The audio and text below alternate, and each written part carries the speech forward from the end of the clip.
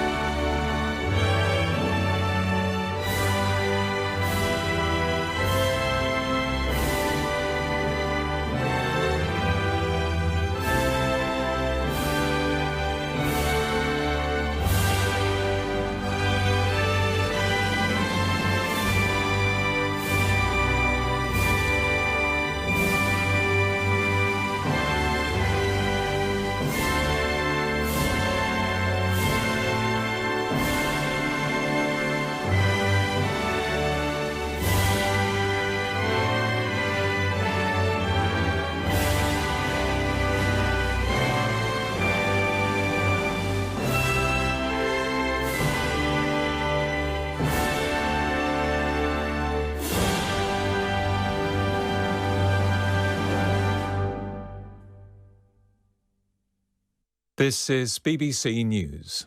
Normal programmes have been suspended because of the death of Her Majesty Queen Elizabeth II. A statement issued by Buckingham Palace a few minutes ago said, "The Queen died peacefully at Balmoral this afternoon. The King and the Queen Consort will remain at Balmoral this evening and will return to London tomorrow." Thank you, Chris. You're listening to BBC News, broadcasting on the UK, across all our networks in the UK and around the world, following the death of Her Majesty Queen Elizabeth. This is Michelle Hussein with Evan Davis here in the studio. And if you're just joining us, Buckingham Palace has just announced the death of Her Majesty Queen Elizabeth II. The Palace's statement said that the Queen died peacefully at Balmoral this afternoon. The King and the Queen Consort, they said, will remain at Balmoral this evening and will return to London tomorrow. So that's the news that we had just in the last few minutes, after several hours of reporting the public statements earlier in the day about the health of the Queen, that Buckingham Palace had said that her doctors were concerned. And then we knew in the last few hours that members of her family, all four of her children and Prince William, her grandson, the Duke of Cambridge, had all travelled to be with her at Balmoral, and that is where they were before this announcement was made. Well, our royal correspondent, Johnny Diamond, has been covering this throughout. Balmoral is a place that was special to her, Johnny. It was special to her. It was a place of enormous peace and tranquility to the Queen, a place where she spent all her summers, long summers there, a place of privacy, a place of family, and a remote place as well for a woman who spent her life in the public eye as really no other figure of the 20th and 21st century has done. And with this 26-word statement, this briefest of statements from Buckingham Palace, an era has come to a close. Indeed, Johnny, the royal family's official website carries the message Queen Elizabeth II, 1926 to 2022, along with that official statement that we've been giving you. It's not just a life that has come to a close, Evan. It is an era and also a way of life, because a life of service has come to an end. A life, it should be said, that the Queen was not actually born to. She was not born to succeed to the throne, and she did not choose to either. But at 25 years old, it came to her, and she gave her life to it in a way that is perhaps inconceivable to any except those who lived through the war that forged her sense of service. We'll hear the word service and duty many times in the next few hours and days, but she was the exemplar of service. And with her passing, we will not see that kind of sacrifice, that sense of service again. People will be absorbing this news, of course, in this country, right across this country, and indeed in many other parts of the world as well. It's a long life. She was 96 years old. It's an extraordinary dedication to duty over the course of that entire reign. And I mean, even several of her prime ministers were born after the beginning of her reign. So for most people in this country, this will be the only monarch that they've ever known. Yes, I mean, for most people in this country, and of course, as you mentioned, Michelle, for many people in the countries over which she is their monarch as well, or I should say was their monarch. She was Queen of Australia, of Canada, of New Zealand. They had her too, and it was service to them that she gave as well. And there will be equal sense of shock and mourning and surprise and disappointment at her passing.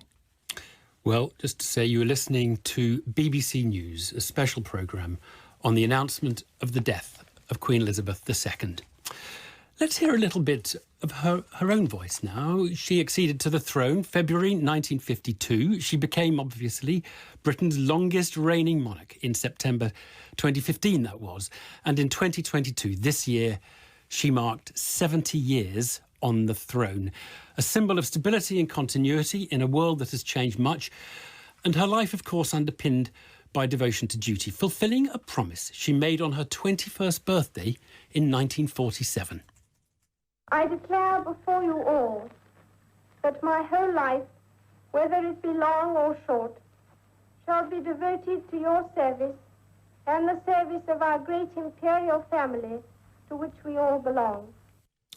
In 1947, Princess Elizabeth married Philip, Prince of Greece, who would remain her consort and a source of support for the rest of his life. It was fewer than 5 years after her wedding that her father, King George VI, died. The Queen's coronation in June 1953 was memorably the first to be broadcast on television. It drew an audience of millions.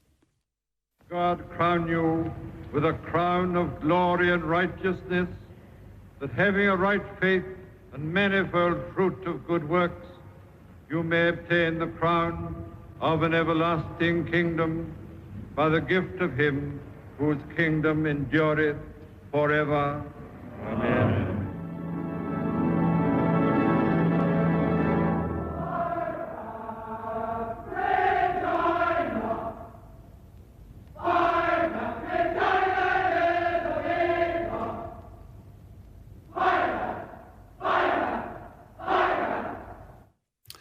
Well, until 2021, of course, the Queen had Prince Philip, Duke of Edinburgh, by her side, her husband of 73 years. And of course, at their golden wedding anniversary in 1997, she made clear how grateful she was for his long-lasting support. He has quite simply been my strength and stay all these years, and I and his whole family owe him a debt greater than he would ever claim or we shall ever know. At moments of national crisis throughout her long reign, the Queen offered words of unity and hope to the nation, most recently in her broadcast during the coronavirus lockdown in 2020. We should take comfort that while we may have more still to endure, better days will return. We will be with our friends again. We will be with our families again. We will meet again. 2020. And then, of course, in June 2022, the Queen reached her Platinum Jubilee. In the celebrations, Prince Charles spoke of her long years of service as photographs of the Queen lit the walls of Buckingham Palace behind him. Your Majesty, Mummy,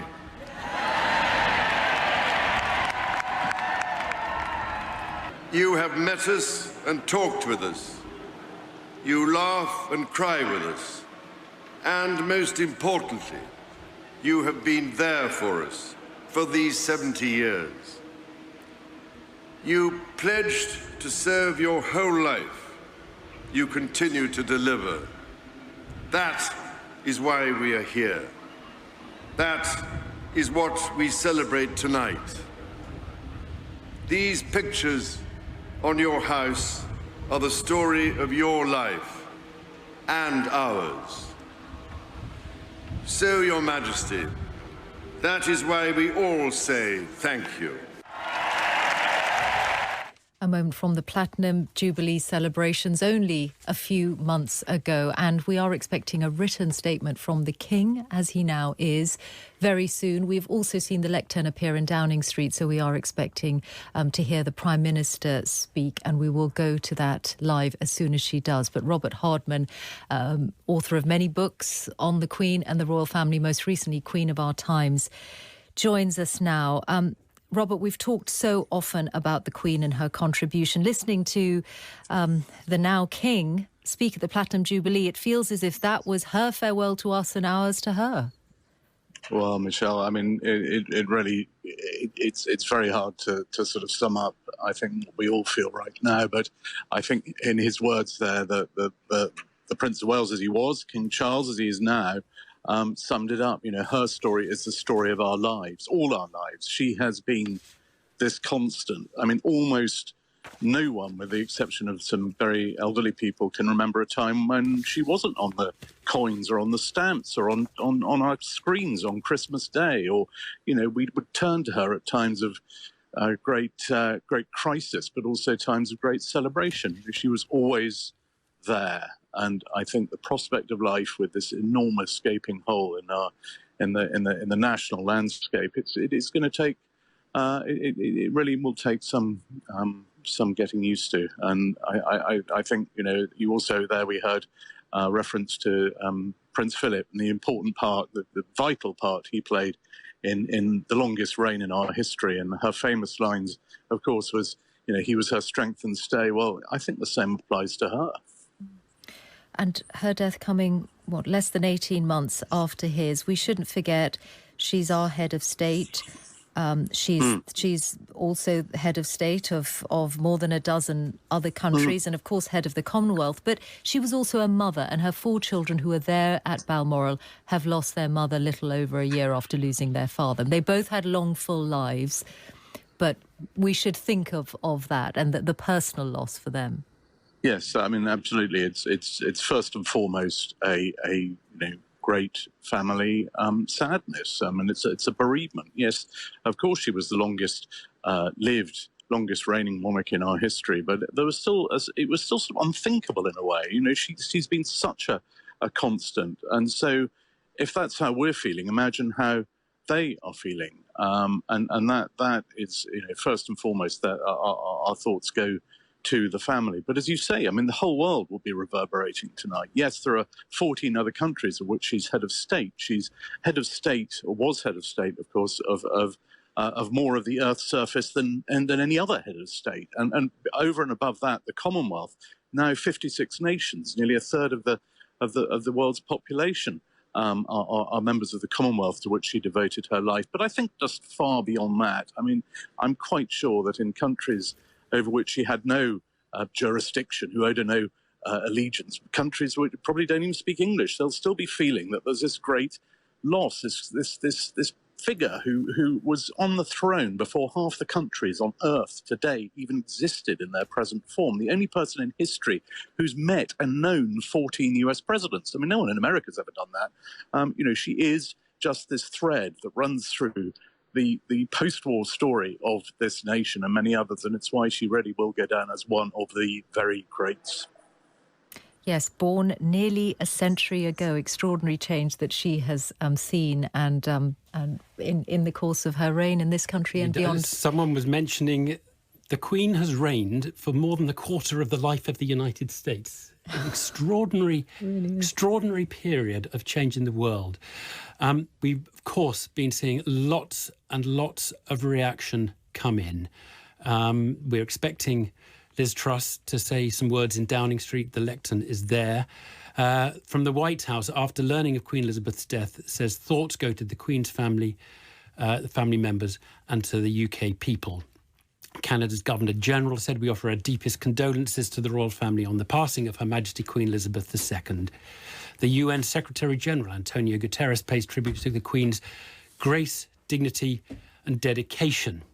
Scotland's First Minister, Nicola Sturgeon, has tweeted, the death of Her Majesty Queen Elizabeth is a profoundly sad moment for the UK, the Commonwealth and the world. Her life was one of extraordinary dedication and service, On behalf of the people of Scotland, I convey my deepest condolences to the King and the royal family. John Major, former Prime Minister, for 70 years, Her Majesty the Queen devoted her life to the service of our nation, its well-being.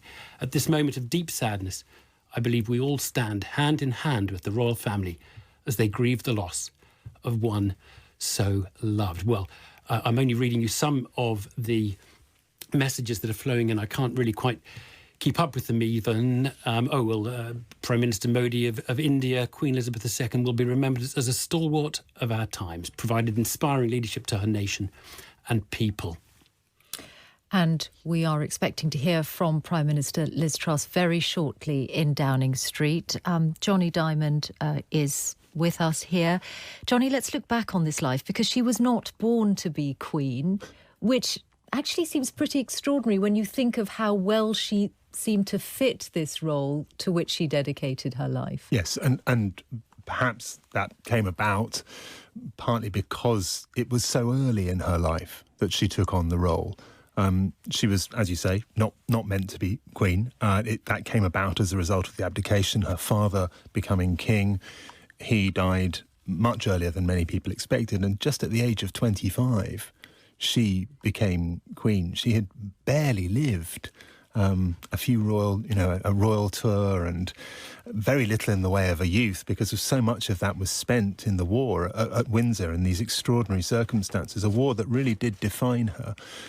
But so quickly she became a monarch that was, yes, loved, certainly, by some, respected by so many.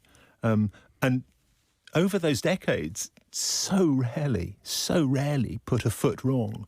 And you might say, look, a lot of the job was ceremonial, a lot of the job was, set out for her. But there were many, many opportunities when the wrong thing could have been said, the wrong approach might have been taken. There were delicate affairs of state. There was how she might respond to various different accidents of fate. And yet it is on the fingers of one hand that you can find errors and mistakes over 7 long decades of service. It's very interesting, Johnny. I was talking to a historian who made the point that because her life has coincided with the rise of photography, recording, film, there is no person in history, in human history, whose life will have been recorded from a very young age through to their end. No president of the United States, no pope, nobody who will have had a life that has been followed as closely as Queen Elizabeth. And she understood so well the power of image, but also the importance of distance. Because yes, she was in the photographic age and in the age of radio, but perhaps sort of most outstandingly, she was in the age of television. It was television that would take her into so many homes, and yet she never gave an interview. She understood entirely that the mystique of monarchy in her eyes had to be protected from intrusion. There would be the odd informal discussion with a friend or a confidant that might be recorded, but very little else apart from that. And that distance kept her in the eye of the public, but somehow out of its understanding as well. Johnny, thank you. Just a reminder, you are listening to BBC News, broadcasting on all our networks across the UK and around the world as well, following the death of Her Majesty Queen Elizabeth II. Buckingham Palace said that she died peacefully at Balmoral, which was her home in Scotland, earlier this afternoon. And we know that the King, Prince Charles, as he was, is there with her, along with the Queen's other children and her grandson, Prince William, as well.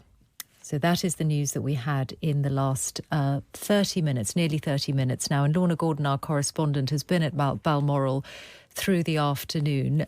Lorna, what can you tell us? It's some time ago now that we saw members of the family arrive, and subsequent to that, we had this statement.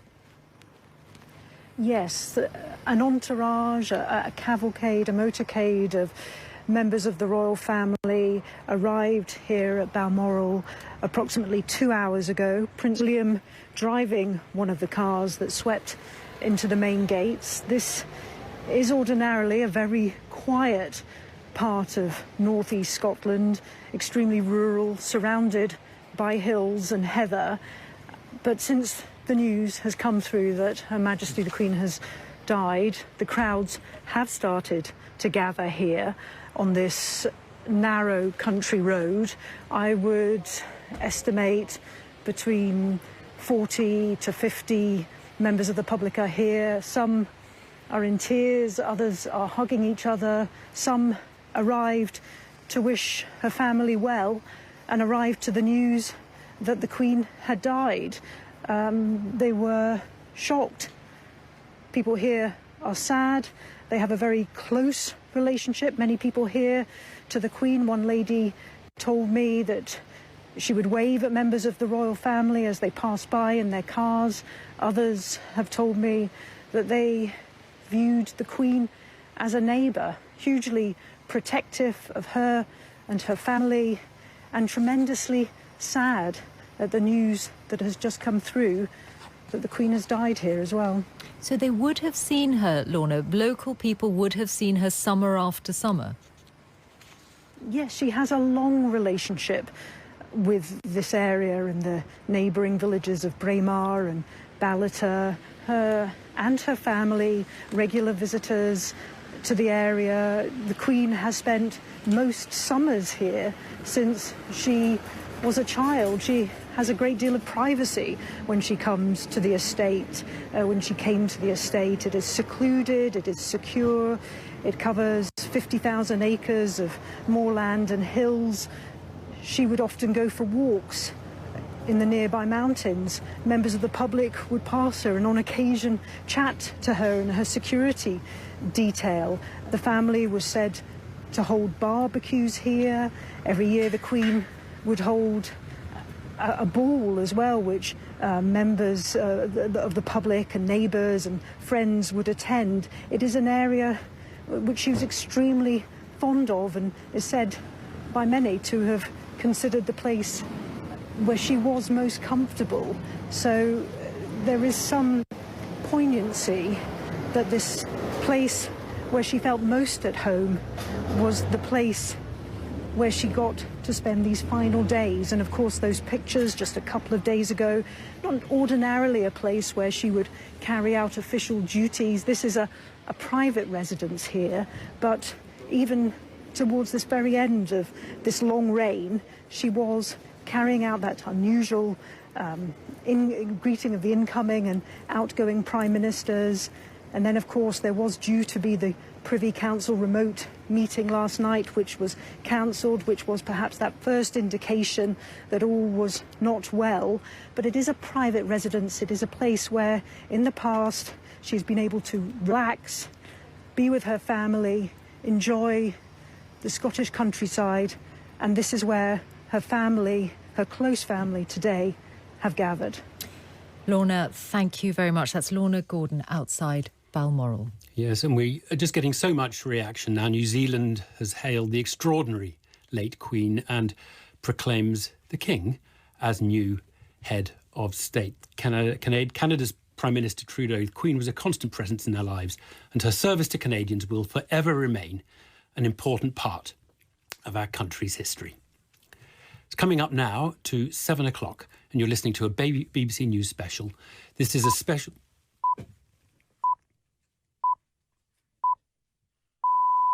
This is BBC News with Michelle Hussein and Evan Davis, and we're marking the death of Queen Elizabeth II. We will be remembering the Queen's life and hearing from those who've observed her close up, her long reign. But here now is Chris Aldridge with a summary of what we've heard in the last few minutes. In the past half hour, Buckingham Palace has announced that the Queen has died. In a statement, the palace said that the Queen, who was 96, died peacefully at Balmoral this afternoon. Flags at Buckingham Palace and at Downing Street have been lowered to half-mast as a mark of respect. Earlier this afternoon, all 4 of the Queen's children travelled to Balmoral, where she had been staying since July, after her doctors raised concerns about her health. Prince William is also at the estate and Prince Harry is travelling there separately. Buckingham Palace said the new King and Queen Consort would remain at Balmoral this evening before returning to London tomorrow. Britain will now enter a period of national mourning. Scotland's First Minister Nicola Sturgeon said her life had been one of extraordinary dedication and service. The Liberal Democrat leader Sir Ed Davies said the Queen had served our country faithfully all her life and was loved the world over. The former Prime Minister, Sir John Major, said she had been an example of duty and leadership for so very many years, and we had all lost someone very precious to us.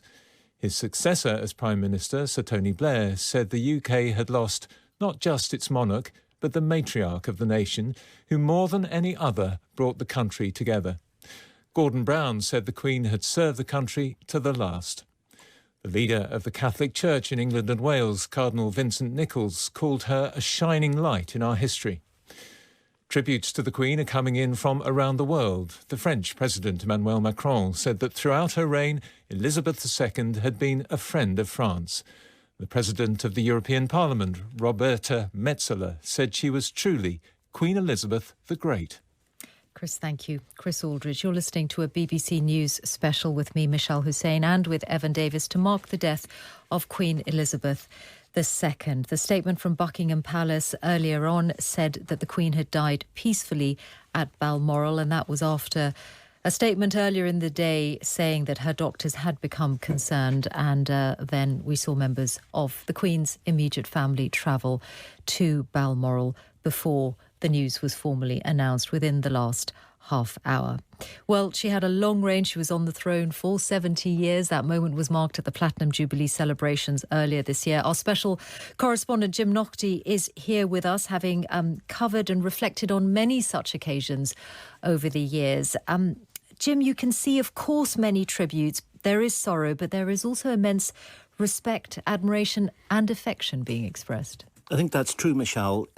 There will be a lot of sorrow, but there will also be a lot of calm reflection on the profound nature of this life and what it's meant for the country. For 3 generations, the stability at the heart of the country in a time of extraordinary turbulence.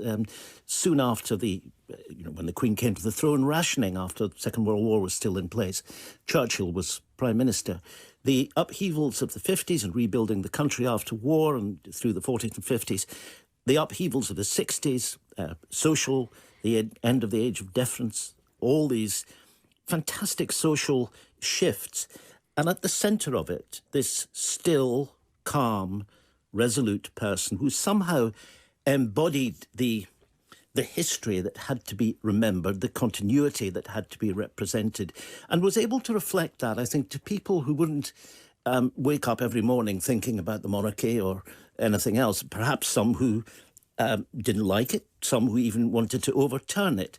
But for, I think, the country as a whole, she was an extraordinary rock of steadiness at the centre of it all. And even when her family was riven by, distressing marriage breakups, which any family would find very difficult to surmount, she seemed to be able to sail through personal difficulties in exactly the same way as she kind of took on all the changes, all the upheavals, whether they were political or economic, in the country, and kind of absorb them and reflect back something which suggested that there was a continuity underneath that would continue. And, I was up at Balmoral earlier in the week to watch that rather strange handover of power from Boris Johnson to Liz Truss, where they were driving through that sort of monsoon to go into Balmoral and be one to relieve seals of office and the other to receive them and kiss hands with the Queen. And at the time, I was struck by the way that this momentous event was also very intimate. And that was the ability that she had, I think, to the country to reflect a personal intimacy and connection with the country and its history while carrying out the duties with all the kind of steadfastness that Johnny Diamond was expressing and describing so movingly a few minutes ago. Only 48 hours ago with those 2 prime ministers. Johnny? Michelle, we just received a statement from the new King, and it comes out of Buckingham Palace, a statement from His Majesty the King at the time of the Queen's death, and it reads, "The death of my beloved mother, Her Majesty the Queen, is a moment of the greatest sadness for me and all members of my family.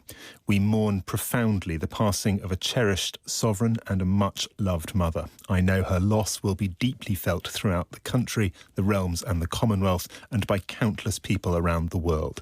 During this period of mourning and change, my family and I will be comforted and sustained by our knowledge of the respect and deep affection in which the Queen was so widely held." That statement, the first words from the new King. And we're all going to be getting used to King, not Queen. It's a very, very, for most of us, a very unfamiliar language, isn't it? We have also a statement from the Archbishop of Canterbury, Justin Welby. "May Her late Majesty Queen Elizabeth II rest in peace and rise in glory. As she had done before, she reminded us of a deep truth about ourselves. We're a people of hope who care for one another."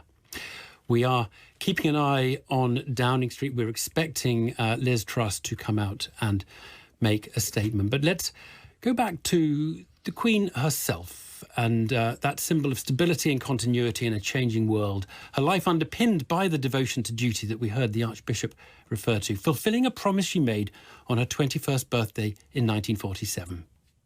"I declare before you all that my whole life, whether it be long or short, shall be devoted to your service and the service of our great imperial family to which we all belong." Well, the Queen, not born to be Queen. Her father came to the throne when she was 10, after her uncle, Edward VIII, abdicated in order to marry the divorced American Wallis Simpson. We think, actually, we're going to go to Downing Street. We believe Liz Truss is going to come out. The podium is there. The lectern is there. I'm watching the door. She's not come out yet. But we've had lots of statements already from former prime ministers, one after another. Sir John Major. Yeah, and here comes Liz Truss. Here comes Liz Truss. She's in black, approaching the lectern. You'll hear the photographers. Let's hear the words of Prime Minister Liz Truss. We are all devastated by the news that we've just heard from Balmoral. The death of Her Majesty the Queen is a huge shock to the nation and to the world. Queen Elizabeth II was the rock on which modern Britain was built. Our country has grown and flourished under her reign. Britain is the great country it is today because of her. She ascended the throne just after the Second World War. She championed the development of the Commonwealth from a small group of 7 countries to a family of 56 nations, spanning every continent of the world. We are now a modern, thriving, dynamic nation. Through thick and thin, Queen Elizabeth II provided us with the stability and the strength that we needed. She was the very spirit of Great Britain, and that spirit will endure. She has been our longest ever reigning monarch. It's an extraordinary achievement to have presided with such dignity and grace for 70 years. Her life of service stretched beyond most of our living memories. In return, she was loved and admired by the people in the United Kingdom and all around the world. She has been a personal inspiration to me and to many Britons. Her devotion to duty is an example to us all.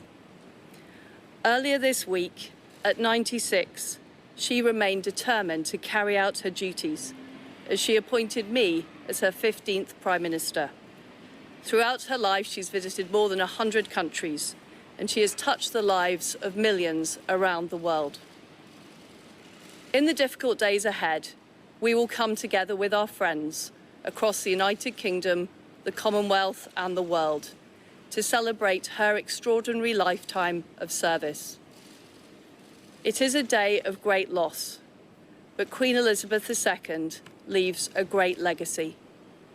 Today, the crown passes, as it has done for more than 1,000 years, to our new monarch, our new head of state, His Majesty, King Charles III. With the King's family, we mourn the loss of his mother. And as we mourn, we must come together as a people to support him, to help him bear the awesome responsibility that he now carries for us all. We offer him our loyalty and devotion, just as his mother devoted so much to so many for so long. And with the passing of the second Elizabethan age, we usher in a new era in the magnificent history of our great country, exactly as Her Majesty would have wished, by saying the words, "God save the King." Well, there's trust there. Could she have imagined she would be making that statement days after kissing hands with the Queen at Balmoral and becoming Prime Minister? She said, "We're all devastated. It is a shock to the nation. Queen Elizabeth, the rock on which modern Britain was built, a personal inspiration, the spirit of Great Britain, loved and admired." Also there, talking of the handover. King Charles III, Her Majesty King Charles III, she said, to whom we offer our loyalty and devotion. Johnny is still with me. Johnny, until the coronation, do we know... this is something that none of us have experienced.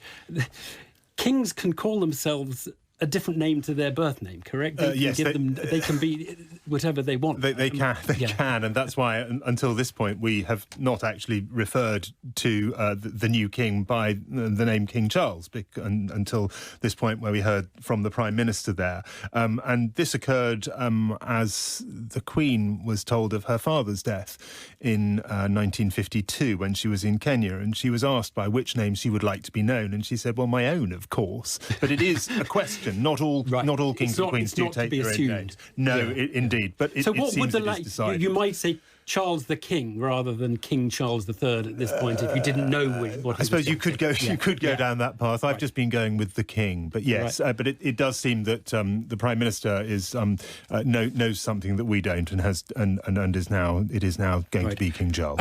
Johnny, this is obviously an enormously big moment for the nation. It is going to lead to really a period of reflection, isn't it? And a period in which all sorts of questions about the country will be asked as we remember Her Majesty in the period over which she has reigned. We should reflect on that. It is going to be quite a period now. Yeah, I think it will be, and I think the royal household has known that for some time. I mean, the first thing which occurs is this. The passing of the Queen is also the passing of our last sort of living link to the Second World War, the war in which she served, albeit briefly, in the armed forces, and the war which she has constantly remembered, the war that forged her sense of service and her idea of service and her championing of service. And that, to some degree now, we have lost that link. But across the spectrum, we will see, I think, an examination and a thinking about the institutions of the country, to some degree, the values of the country. And that perhaps is why we heard there from the Prime Minister this idea of the continuity of the Crown as well, that whilst there is now this jarring change, there is also the continuity of the new king, of the nation offering him loyalty and support at this time, and that the ideas of the Queen carry forward into the new reign. Indeed. Johnny, thank you for now. Let's turn to Rose Hudson-Wilkin, who has served as the Queen's chaplain. We are hoping to speak to her in just a moment. We know that the Queen's faith was very important to her, and she also obviously was the head of the Supreme Governor of the Church of England, and that was a role that was very important to her. But Robert Lacey is here with us, biographer of the Queen. Your thoughts, Robert? We knew at some stage, obviously, this news would come, but it is still a lot for people to absorb. It is. It's very emotional. I mean, when you mentioned her faith, it'll be very interesting to hear from Bishop Rose, because she was one of the Queen's chaplains. The Queen had many chaplains, but I think one of the crucial things about Her Majesty, the Queen, was her deep religious faith. I mean, as a royal biographer, slightly galling, the only book which she ever approved and for which she wrote a foreword was called The Servant Queen and the King She Serves, and it was published by the Bible Society. And she was a woman who knelt on her knees every night to say her prayers. In the 1950s, when the American evangelist Dr. Billy Graham came to Britain, the Queen, just at the beginning of her reign, he wasn't a dreadfully fashionable figure with the Church of England.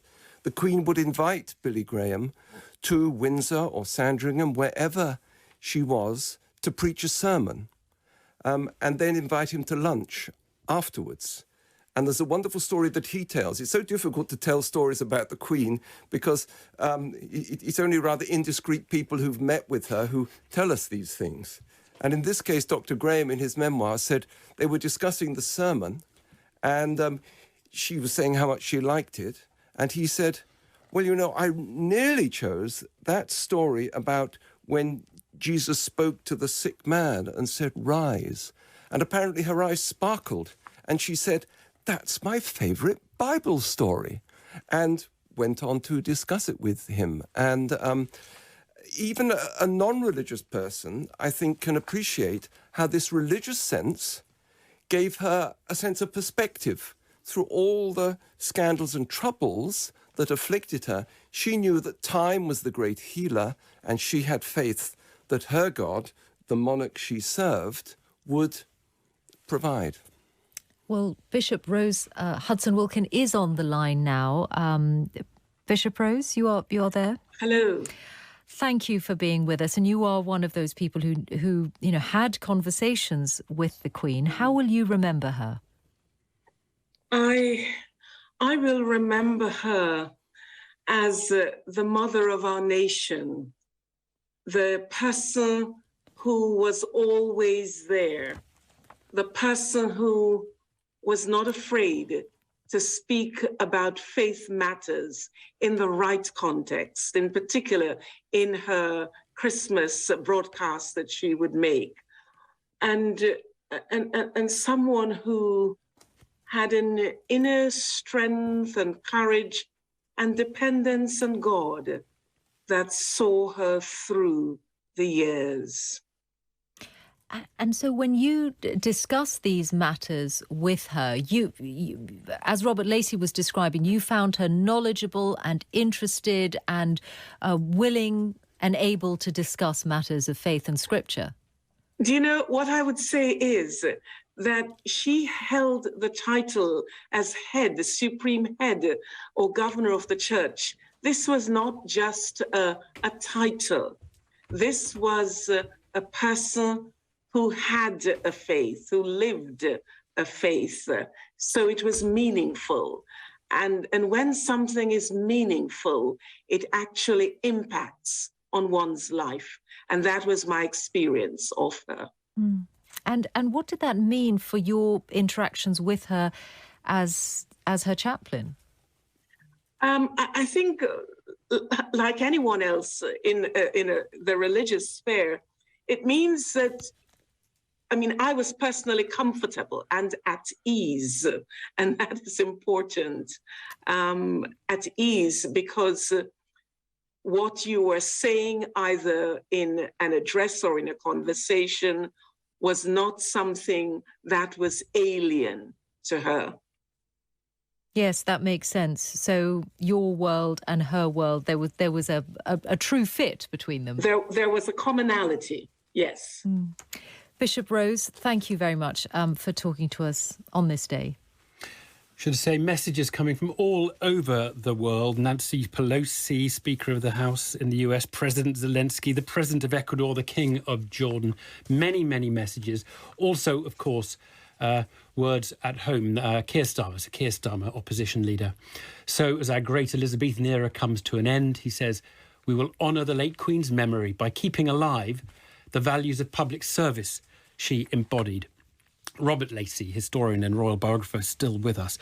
And Robert, whatever anybody thinks of the institution of monarchy, everybody who's been alive for a while feels they know the Queen almost personally, because she is such a fixture of national life. Imagine all the people who've been somewhere and seen the Queen at the Derby or Ascot or somewhere, for whom that is a memorable thing in their life, Robert. It is just extraordinary. Well, one of her great skills, attributes, was the ability to somehow embody majesty and glory, but yet have such modesty. I mean, the most recent thing that struck me was when I was covering on Tuesday the transfer of power between prime ministers. I spoke to the people around her who said that a week ago she wanted to come down to London. And she didn't want to cause these important people, the old and the retiring and the new Prime Minister, the trouble of flying up to Scotland. And you'll see it on the record. The plan was that she would come down here. I suspect, actually, those important people rather like the glory of flying up to Scotland being seen, but that's another matter.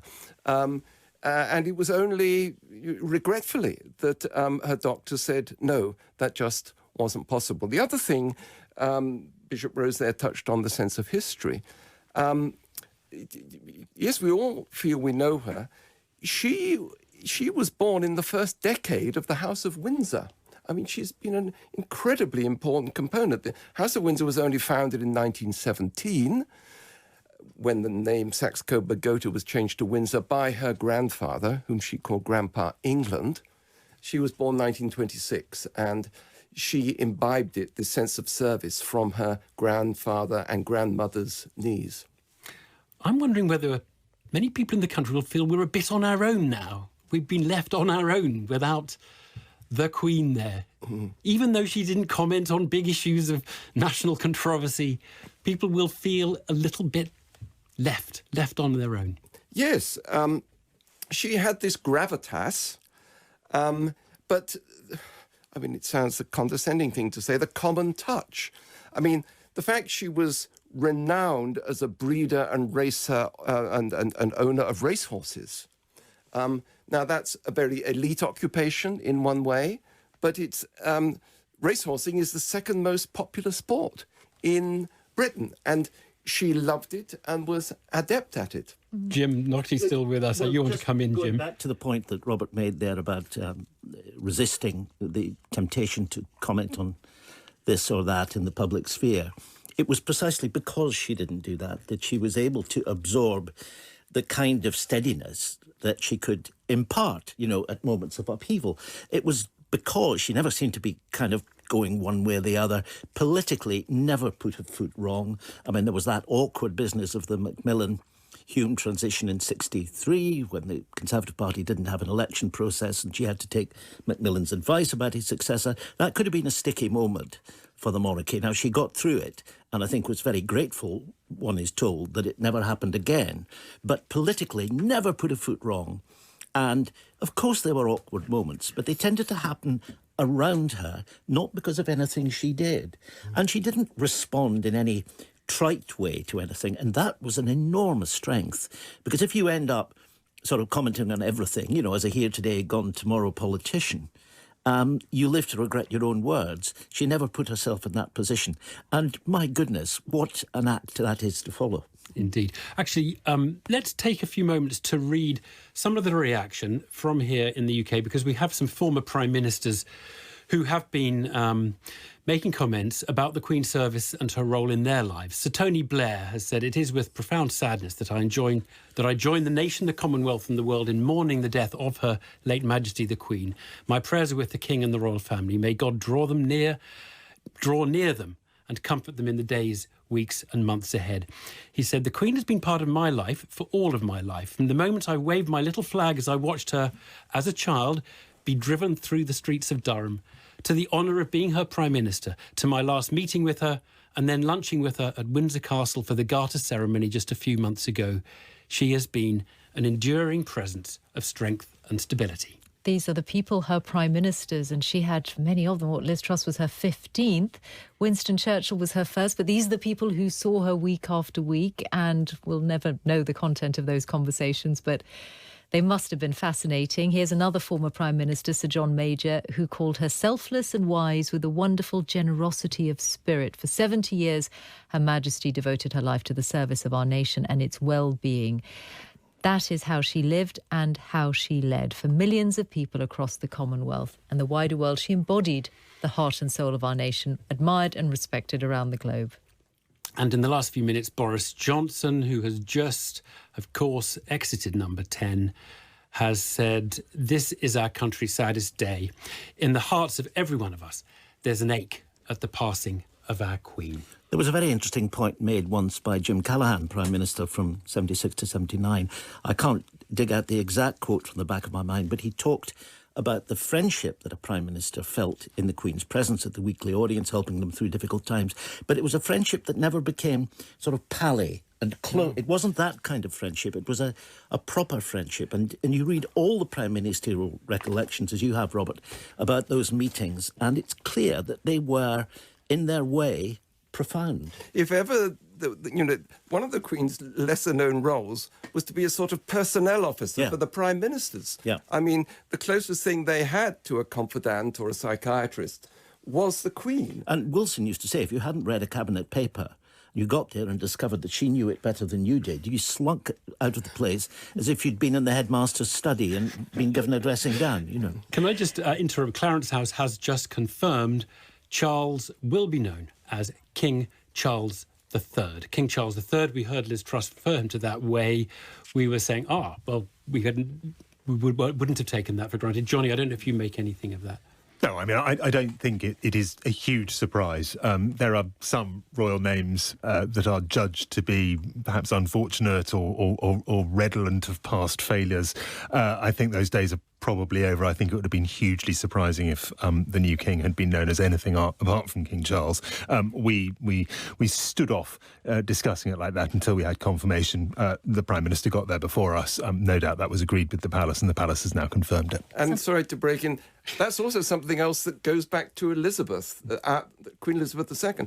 Until her, there was this habit that may not be familiar to younger listeners of people called David calling themselves Edward VII, or people her called... father wasn't George. Exactly, and she just took the name... Elizabeth, of course, she is said to have said, and her son is following in that tradition. Something else that we were not used to, now that we're with the King, as he now is, and of course now we know that he's going to be Charles III, but also Camilla, previously the Duchess of Cornwall, the Queen Consort, as she's referred to in the statement. That's right. And this, of course, was a matter of some discussion, some would say controversy, over the past, 10 or 15 years. There was much discussion over how she would be known. And it was a relatively recent intervention, in fact, by the Queen to cement her place, the Queen Consort's place, in the constitutional pecking order, and to make sure that she would be known as the Queen Consort, and so she will. And so you have this continuity, certainly, but also, as I'm sure many in the audience will feel, a jarring sense of change. It is going to be a sense of change. Coins, notes, stamps. I'm just seeing here from Press Association, coins featuring the new king will show him facing to the left. Elizabeth II faces to the right. That is a tradition dating back to the 17th century to alternate. It changes each time. Yeah. The way successive monarchs are facing. It is nearly 7:30 in the UK. We are broadcasting a BBC News special, bringing together all our UK networks and broadcasting around the world as well, with Evan Davis and Michelle Hussein, our coverage marking the death of Queen Elizabeth II. Let's get a summary of the news now with Chris Aldridge.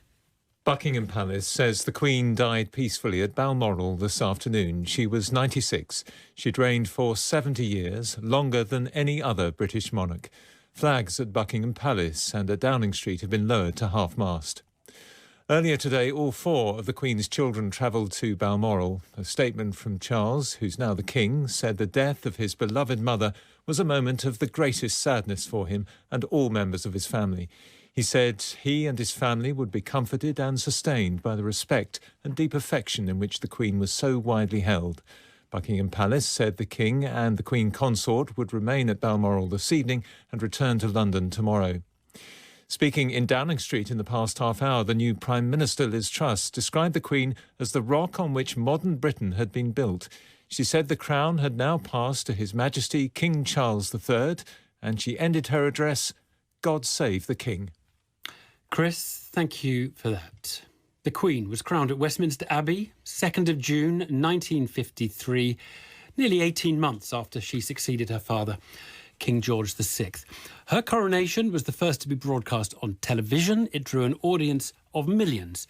It was at the time the biggest outside broadcast ever mounted. The BBC reported that 3 million people lined the streets of London to catch a glimpse of the new monarch as she made her way to and from Buckingham Palace in the Golden State Coach. Her Majesty is already in her fairy tale golden coach, drawn up under the portico of the grand entrance, and any second now she will drive away from her home into the world waiting outside. And now the coach moves. The coach is leaving the Queen's home on the greatest day of her life. There is no sun out here at the moment, but the sun is concentrated in the glorious gold of that lovely coach, and in the Queen's smile, serenely happy, radiant, untroubled. Well, on that day then, in the Abbey, in front of more than 8,000 guests, including prime ministers and heads of state from around the Commonwealth, she took the coronation oath. Will you solemnly promise and swear to govern the peoples of the United Kingdom of Great Britain and Northern Ireland, Canada, Australia, New Zealand, the Union of South Africa, Pakistan, and Ceylon, and of your possessions and the other territories to any of them belonging or pertaining, according to their respective laws and customs? I solemnly promise so to do. After being handed those 4 symbols of authority, the orb, the sceptre, the rod of mercy and the royal ring of sapphire and rubies, the Archbishop of Canterbury, Dr. Geoffrey Fisher, placed St Edward's crown on her head to complete the ceremony. God crown you with a crown of glory and righteousness, that having a right faith and manifold fruit of good works, you may obtain the crown of an everlasting kingdom by the gift of him whose kingdom endureth forever. Amen.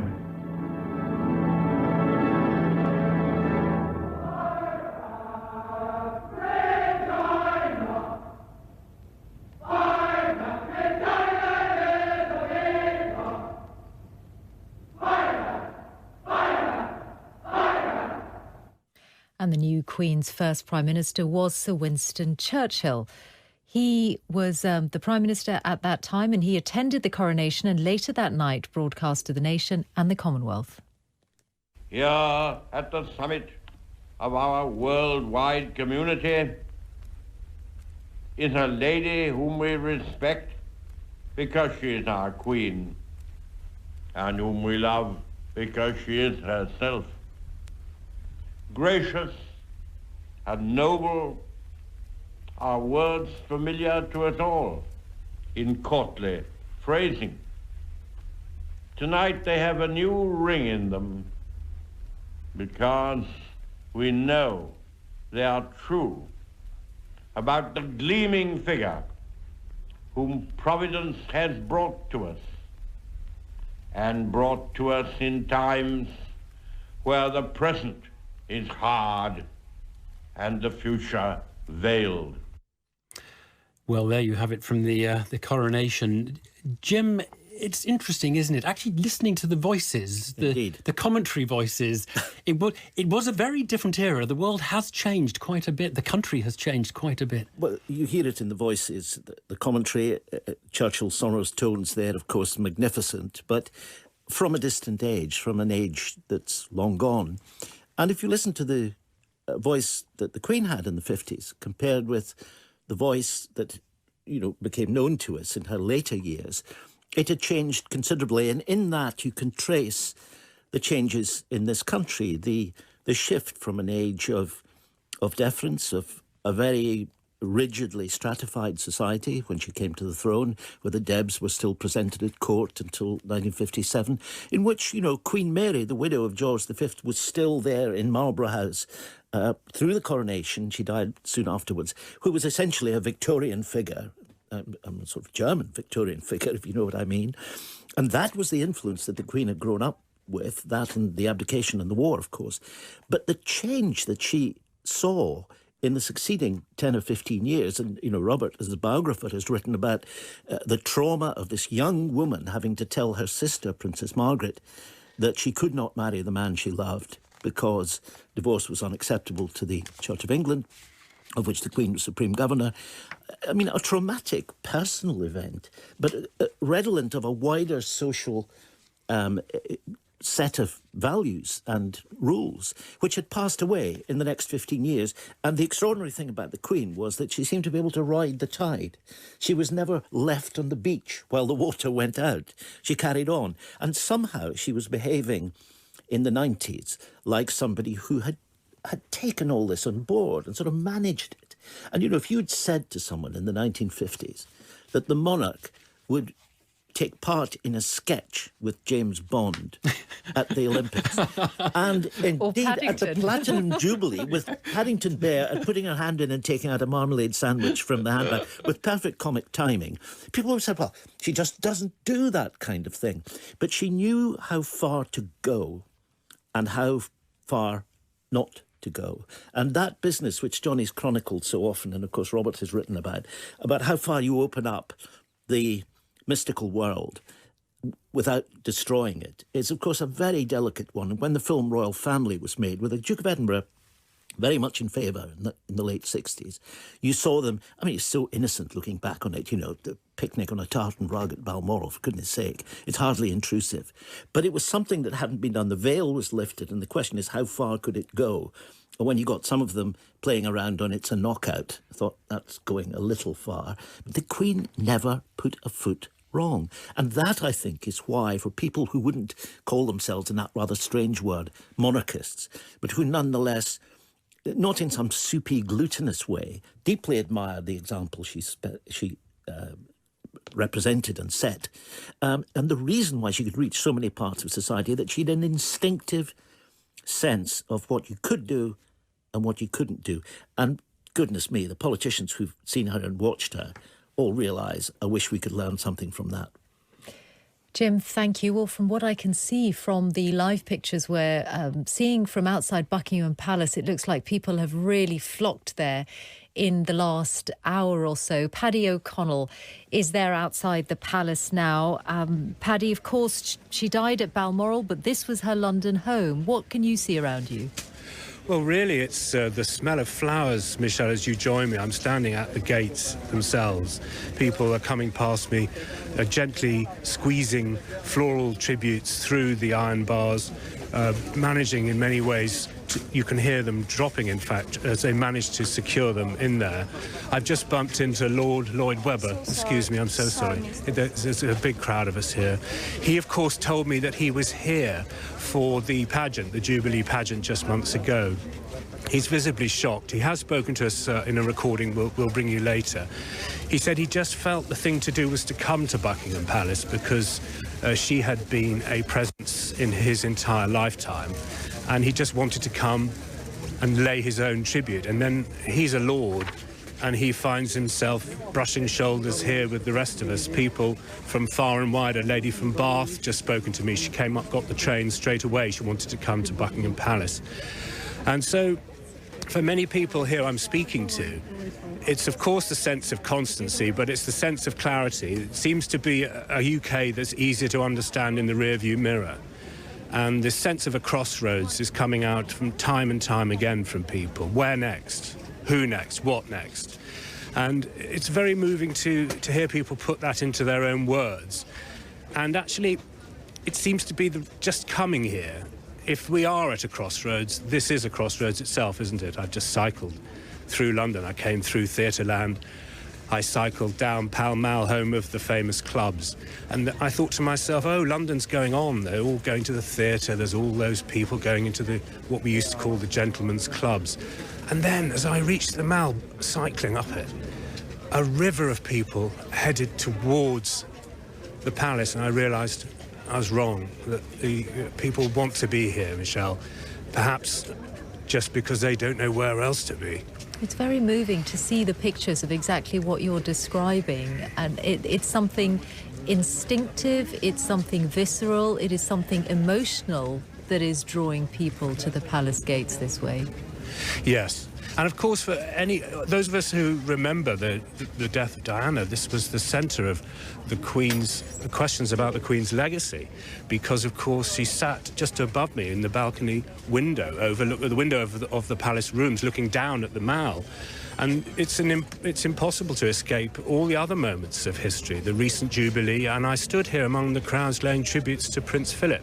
And I remember the messages on those cards that people wrote was thank you to him for being constant with her. So, of course, you can see that people wanted her to be supported.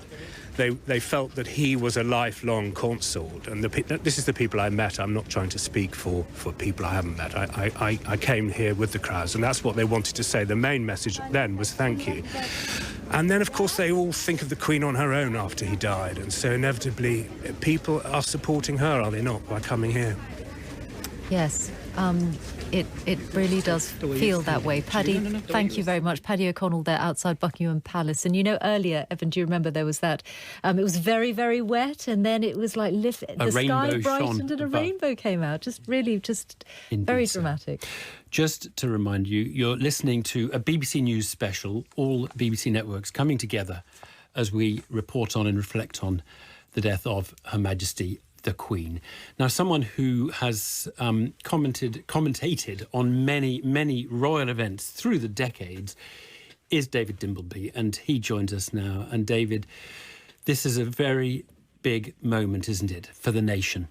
I think it is, as your people have been saying, a turning point, a kind of the curtain falling on 70 years. I mean, I was at the coronation. I remember walking through the streets of London when my father went to do the commentary in Westminster Abbey and watching her from a window as she went past.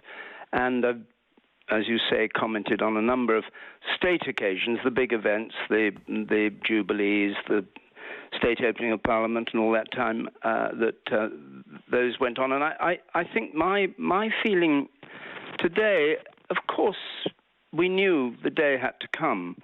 But looking back is that every country has to have a head of state. And the Queen really was an impeccable head of state. We didn't know her views. We knew she was intensely interested in everything that went on in the country. She was always, you look through the court circular, every day, day after day, meeting different people. And before any of those meetings having to be briefed on who they were, what they did, whether it was science or education or children or hospitals. That constant work, I think, was just astonishing. And at the same time, with that humility, you remember in the Annus Horribilis when she said, no institution, and she mentioned monarchy, should be free from scrutiny, as long as it's done with gentleness, good humour and understanding. I think she had set a wonderful example. But I remember one thing actually today too, thinking back, is of an act of kindness that she did. When my father was dying in hospital, out of the blue, an equerry arrived outside his hospital ward and came in with 6 bottles of champagne for him, sent by the Queen with her good wishes. So I have a kind of feeling that, and I didn't know her, I stood in line twice, I think, and just bowed and said, good morning, Your Majesty, David, or something. That's a I never lovely knew her, story. but I thought That's that a sort lovely of touch, story. which other people have experienced, was just the human side of somebody who actually, in public, had all the time to be on guard and performing and doing her duty. It's an extraordinary 70 years. It is indeed. And you say there, you didn't get to know her very well. She didn't come and tell you what to say about her or anything like that. No. I had no contact at all. I met her when new Broadcasting House opened, and there was a lineup of sort of old hacks, John Humphreys, me, I can't remember who else, and we just. I think I was very daring. I said to her, Your Majesty, I've just finished a film about your coronation, which is going out tonight. I hope you might be able to watch it. And she just said, how interesting. We thought actually she'd go home and have better things to do.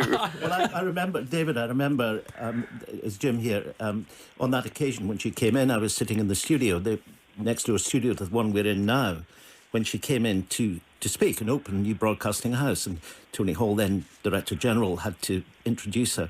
And beforehand, we had this slightly awkward chit-chat, and I said something banal about welcome to new broadcasting house, and she said, yes, I remember being here with my sister in 1941 or something, which I felt put me rather nicely in my place, David, yes. but of course, in an extremely charming way, and talked about remembering watching Children's Hour or whatever it had been, you know. I think the list of changes that she lived through, you were talking about political changes and the way prime ministers were appointed, but you think of the collapse of empire, you know, the invention of the Commonwealth. You think about what was going on in Northern Ireland. You think about her actually shaking hands with McGuinness, you know, when the IRA had murdered her uncle.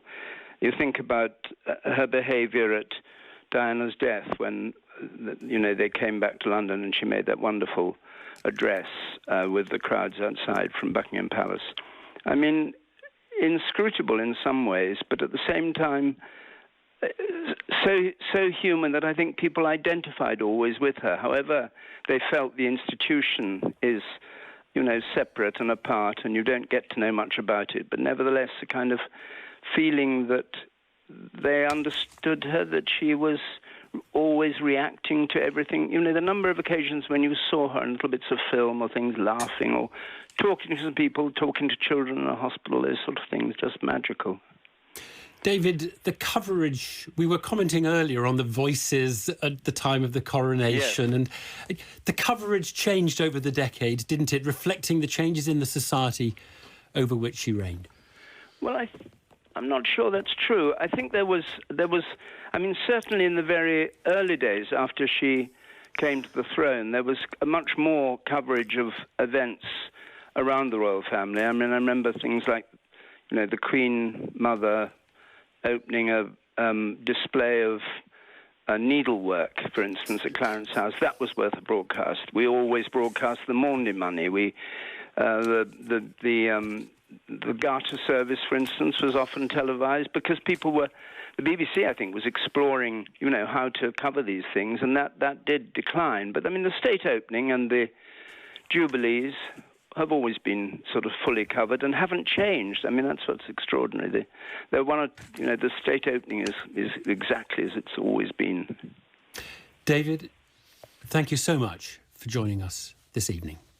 Well, we heard earlier from Downing Street from Liz Truss, and we've had statements from the Queen's former Prime Ministers, and we're joined on the line now by one of them, by Theresa May. Mrs May, thank you for being with us on this momentous day. What are your memories of the Queen? Well, this is obviously a desperately sad day for the country, but also for the Commonwealth and for people around the world, because Queen Elizabeth II was respected around the world. And her devotion to duty, she gave a lifetime of service. This was an inspiration to us all. But of course, we mustn't forget, while we're thinking of our own memories of her, that she was a mother, a grandmother and a great-grandmother. And my thoughts and prayers are with the royal family. And of course, as a Prime Minister, I had the huge honour of being able to have audiences, regular audiences with the Queen, but also to enjoy time at Balmoral, where she was a great hostess. She wanted to put people at their ease, for them to relax. She had that great sense of not just duty, but actually a recognition that of the importance of people, of individuals. And your audiences with her, what were they like? Well, they're a conversation. Of course, we never say what took place in those, what was said in those audiences, but it is a conversation. But significantly, it was a conversation with somebody who was immensely knowledgeable and understanding of the issues. Many people don't realise how much work the Queen put into her red boxes, to understanding the issues of the day, what was going on in the government and around the rest of the world. And quite simply, of all the leaders, of all the heads of state that I met, Queen Elizabeth II was the most impressive. Because you must have sat there in those audiences knowing that here is someone who's seen, you know, all of my recent and indeed not so recent predecessors doing exactly this job. Well, indeed. I was number 13. Of course, we now have, she had an audience with the 15th Prime Minister of her reign, only a couple of days ago. It is incredible when you sat and spoke with the Queen, because she knew many of the world leaders that one was meeting as Prime Minister. She'd seen many issues. There are issues in politics that come and go. And her immense experience, but as I say, her immense understanding was, hugely important in those conversations. But also, she had a great sense of humour as well. Really? And can you? I don't know if you can share a Queen joke. I'm not sure it would be appropriate, well, on this day of all days, I don't think that would be quite fitting. I understand that, but we are remembering her with appreciation and with gratitude as well as sorrow on this day. It's very interesting to hear you talk about the conversation. So it's not, the tone of these meetings is not you briefing her. She would comment, would she, and she would offer counsel? Well, I think you're trying to tempt me down a route of talking about not in the content. I absolutely respect that. It's just to understand. Yes. It is more of a conversation. And as I say, it's because she had such immense experience in the sense of the number of issues that she'd seen, the number of prime ministers she'd dealt with, the number of world leaders that she dealt with. And I saw the impact that she had on people when we hosted CHOGM, the Commonwealth Heads of Government meeting in 2018. And I remember we were meeting at Windsor Castle. There was a reception before the lunch. I and one or two others, but none of the other leaders knew that Her Majesty would come to the reception. And the minute she walked into the room, there was that everybody turned their heads. People wanted to speak to her. There was huge respect for her across the Commonwealth, as there has been across the whole world. And she also demonstrated tremendous stamina, didn't she? I mean, she lived to 96. She'd reduced the number of engagements and she didn't travel anymore. But you could see, not least in seeing the outgoing and the incoming Prime Minister 2 days ago, but other occasions as well, that she made that effort. And it must have been a great physical effort for her at this stage of her life. Well, indeed, when you think about many of the events that she would have been going to, standing for a long time, having to meet a whole different raft of people, but she was interested in people. I think one of the last, if not the last, public event in public that she did was opening Thames Hospice in my constituency in July. And when she did that, you saw the interest, the compassion, the way in which she spoke to staff and a patient. It just came across her intense interest in people and her wishing to put people at their ease. And you were saying about you've been to stay with her in Balmoral. Was it a more relaxed and off-duty Queen, if you like, that you saw there? Yes, indeed. It was a more relaxed environment. But the Queen did very much want her guests to feel relaxed too and to enjoy their time at Balmoral. And at Balmoral, I think I was able to see her intense love of the countryside. She enjoyed being at Balmoral, but she took a great interest in the estate, in the animals on the estate, in the how the estate was going. Her great love of the countryside came through.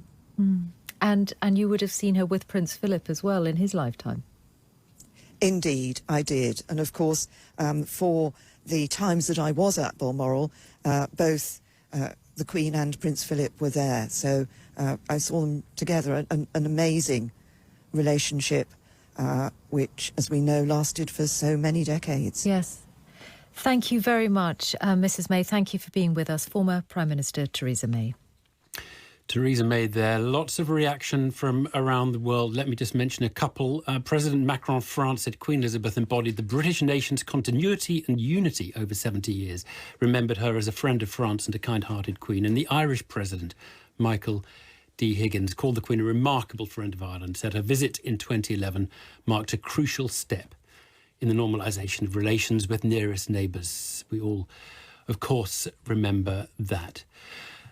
Also, Duke of Cambridge, Duke and Duchess of Cambridge are now being referred to on their social media accounts as the Duke and Duchess of Cornwall and Cambridge. Just one of the many things, Johnny Diamond still with us, the choreography of what goes on now as we pass through the end of that reign of Elizabeth II. Evan, there is a cascade of change now that will unfold over the hours and days and weeks to come. We are still, of course, remembering the passing of the monarch. And in amongst these tributes, one has stood out to me. It's from the Royal British Legion, which, of course, works so hard for military veterans. She was the patron. The Queen was the patron of the Legion. It expresses the thanks for her faithful service. And we join, it says, the entire armed forces community in mourning the loss of its commander-in-chief. A reminder that the Queen had so many roles, but a critical one, and one perhaps that gets forgotten in a slightly less military nation than the one that she took over as the head of state of her role as commander-in-chief. On the 75th anniversary of VE Day, she gave an address, and on the desk in front of her there was a cap, and it was her cap, 2nd Subaltern Windsor, when she was in the Auxiliary Territorial Service. She treasured not just the cap itself, but the memory of her time in service, and her devotion to the armed forces was noted by so many, and by politicians who might try and close a regiment or a headquarters here. There would be a gentle word said in those weekly audiences with the Prime Minister, and suddenly that closure would just disappear. It was hugely important to her, and her support was hugely important to the armed forces as well. There will be great mourning across the armed forces today. Indeed so. Armed forces, one very important institution. Of course, charities will also be mourning the loss of Elizabeth II as well. She was a great supporter of many charities, patron to many as well. And that those patronages, even if they didn't mean that she would always be there physically, they meant that they could rely upon support in some shape or form, and that meant so much in so many ways. And it meant a lot in simple fundraising, but it also meant a lot for moral support, for that kind of unspoken, unsung of work that so many people did. It's that kind of below the radar, that iceberg. We saw the pomp and ceremony, we saw the great events, but you would not see so much of went on beneath the surface that was so important to tens, if not hundreds of thousands of people over the decades. Johnny, thanks for that. And this is a BBC News special. We are reporting on the death of Her Majesty Queen Elizabeth II. The wrought iron gates at Buckingham Palace have been brightened by dozens of colourful bouquets. They've been laid by mourners. We heard from Paddy O'Connell there. Notes left. One reads, "We had you for longer than we deserved you." Hundreds of people streamed down the pavements, winding through nearby Green Park on their way to pay tribute at the royal residence.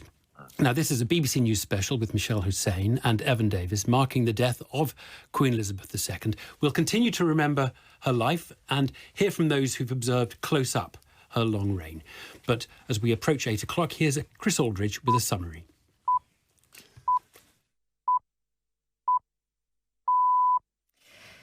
This is BBC News with a special programme across all our UK networks and around the world marking the death of Queen Elizabeth II. Michelle Hussein and Evan Davis here in the studio, and we will be spending time gathering memories of the Queen's life. She has died at the age of 96 and after 70 years on the throne. She died at one of her homes, Balmoral, in Scotland. Here is Chris Aldridge with what we've heard in the last few minutes. Her Majesty Queen Elizabeth II has died. She was 96. She'd reigned for 70 years, making her the longest-serving monarch in British history. In a statement issued just after 6:30 this evening, Buckingham Palace said the Queen died peacefully this afternoon at Balmoral, where she'd been staying since July. Earlier, all 4 of her children had travelled to Balmoral, as well as Prince William. Clarence House confirmed that the new king, the Queen's eldest son, would be known as King Charles III. In a statement, he said the death of his beloved mother was a moment of the greatest sadness for all the members of his family.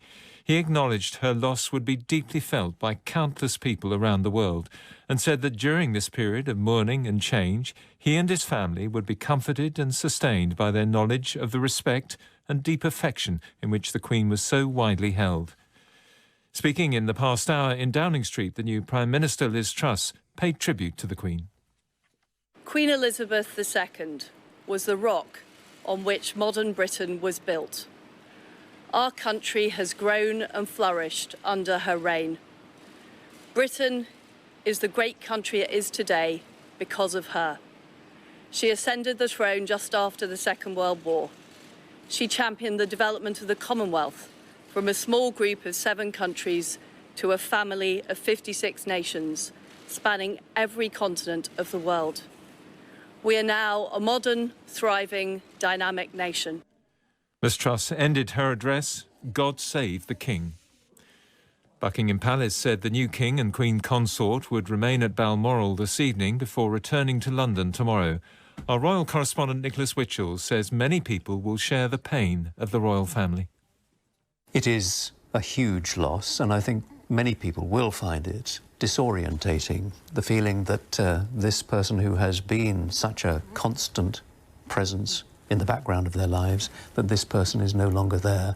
It is hard, really, to take it in, to speak of her in the past tense, to fully appreciate that this reign, this longest reign in British history, is finally over. Scotland's First Minister Nicola Sturgeon said the Queen's life had been one of extraordinary dedication and service. The Liberal Democrat leader, Sir Ed Davies, said the Queen had served our country faithfully all her life and was loved the world over. The former Prime Minister Boris Johnson said this was our country's saddest day, and in the hearts of every one of us there was an ache at her passing. His predecessor, Theresa May, said it had been the honour of her life to serve the Queen as Prime Minister. She was a great hostess. She wanted to put people at their ease, for them to relax. She had that great sense of not just duty, but actually a recognition of the importance of people, of individuals. Sir John Major said she had been an example of duty and leadership for so very many years. His successor as Prime Minister, Sir Tony Blair, said the UK had lost not just its monarch, but the matriarch of the nation, who more than any other brought the country together. The Archbishop of Canterbury, Justin Welby, said the Queen's steadfast loyalty, service and humility had helped us make sense of who we are through decades of extraordinary change. The leader of the Catholic Church in England and Wales, Cardinal Vincent Nichols, called her a shining light in our history. World leaders, too, have spoken warmly of the Queen. President Biden said she was more than a monarch and had defined an era. President Macron said she'd been a friend of France. The lights of the Eiffel Tower will be turned off tonight as a tribute. This evening, crowds of people are gathering outside Buckingham Palace. Our home editor, Mark Easton, is there. This is a crowd of every generation and every background. There are a lot of young people, a lot of people from ethnic minorities. It's a very mixed crowd, and she was a queen that was able to be a figurehead for people from whatever background in Britain. We've got tens of thousands of people here already. I think this is going to become the focal point for national grief over the next few days. This is a huge moment for the country. Mark Easton at Buckingham Palace. And it's 8:05 now. Thank you, Chris, for the news summary. You're listening to a BBC News special with me, Evan Davis, and with Michelle Hussein. Now, among the many tributes being paid to Her Majesty, many, of course, coming in from politicians, the Prime Minister Liz Truss, Prime Minister just for a couple of days, was, of course, with the Queen at the point she became Prime Minister, and had this to say from the steps of Downing Street. Queen Elizabeth II was the rock on which modern Britain was built. Our country has grown and flourished under her reign. Britain is the great country it is today because of her. She ascended the throne just after the Second World War. She championed the development of the Commonwealth from a small group of 7 countries to a family of 56 nations, spanning every continent of the world. We are now a modern, thriving, dynamic nation. Through thick and thin, Queen Elizabeth II provided us with the stability and the strength that we needed. She was the very spirit of Great Britain, and that spirit will endure. She has been our longest ever reigning monarch. It's an extraordinary achievement to have presided with such dignity and grace for 70 years. Her life of service stretched beyond most of our living memories. In return, she was loved and admired by the people in the United Kingdom and all around the world. She has been a personal inspiration to me and to many Britons. Her devotion to duty is an example to us all. Earlier this week, at 96, she remained determined to carry out her duties as she appointed me as her 15th Prime Minister. Throughout her life, she's visited more than 100 countries, and she has touched the lives of millions around the world. Some of the words there of Liz Truss at the lectern in Downing Street. Now, the leader of the opposition, Sir Keir Starmer, has also reflected on her life. Today we mourn the passing of a remarkable sovereign. It is a deep private loss for the royal family, and our first thoughts are with them at this time. The nation shares in their grief. Queen Elizabeth II created a special, personal relationship with us all, a relationship based on service and devotion to her country. Nobody under the age of 70 has known anything other than Queen Elizabeth II on the throne. For the vast majority of us, the late Queen has been simply the Queen, the only Queen. Above all else, our Queen. As we mourn her loss, we should also treasure her life, our longest serving and greatest ever monarch. Above the clashes of politics, she stood not for what the nation fought over, but what it agreed upon. In crisis, she reassured us, reminding us that we are all part of something that stretches back through time, a symbol of the best of us. I saw it for myself when I led the Crown Prosecution Service.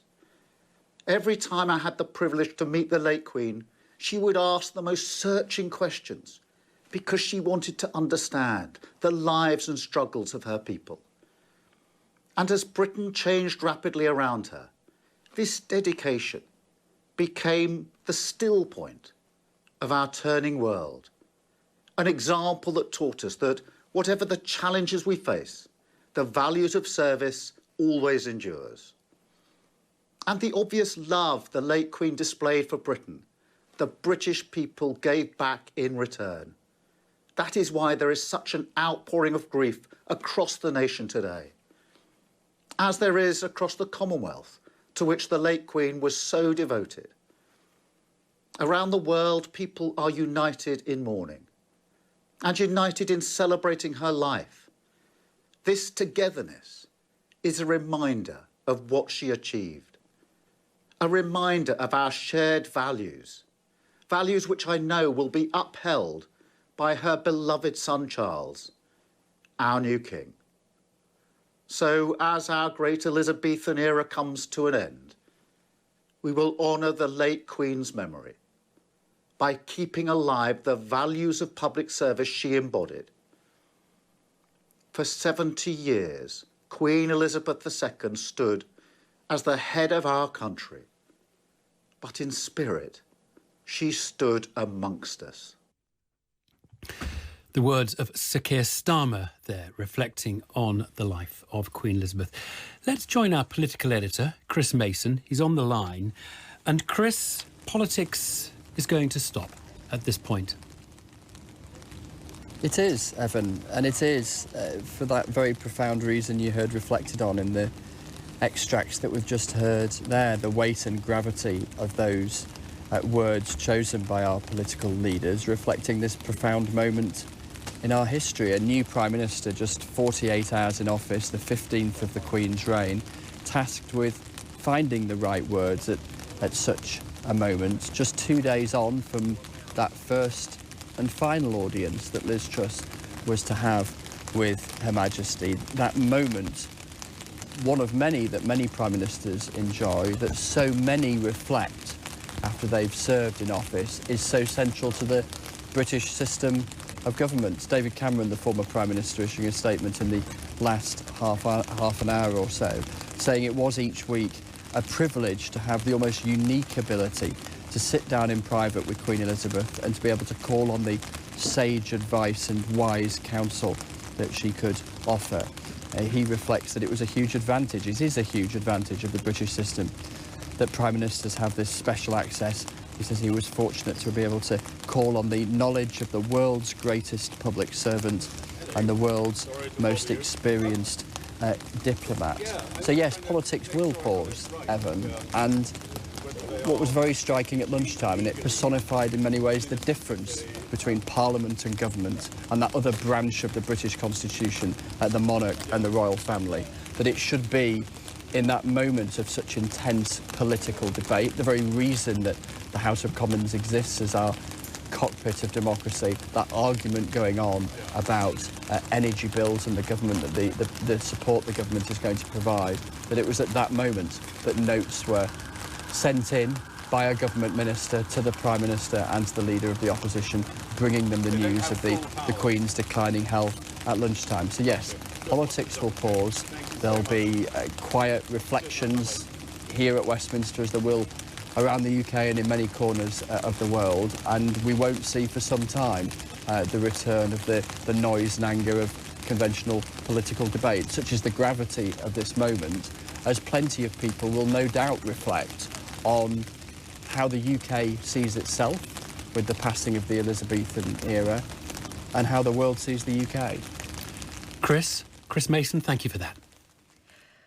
Well, it's a loss for the nation, but it's also a profound personal loss for a family. She was a mother, grandmother and great-grandmother, and many of those immediate family members are at Balmoral, where she died this afternoon. Johnny Diamond, our royal correspondent, is here. We have had this emotional statement from her son, the new king, Charles, but this was a day where we saw them travel to be there before this news was made public. A day that no one really imagined. And yet it was those journeys, the news that her children were making their way, clearly at some speed, with some urgency, to Balmoral, that really brought home the seriousness of the situation.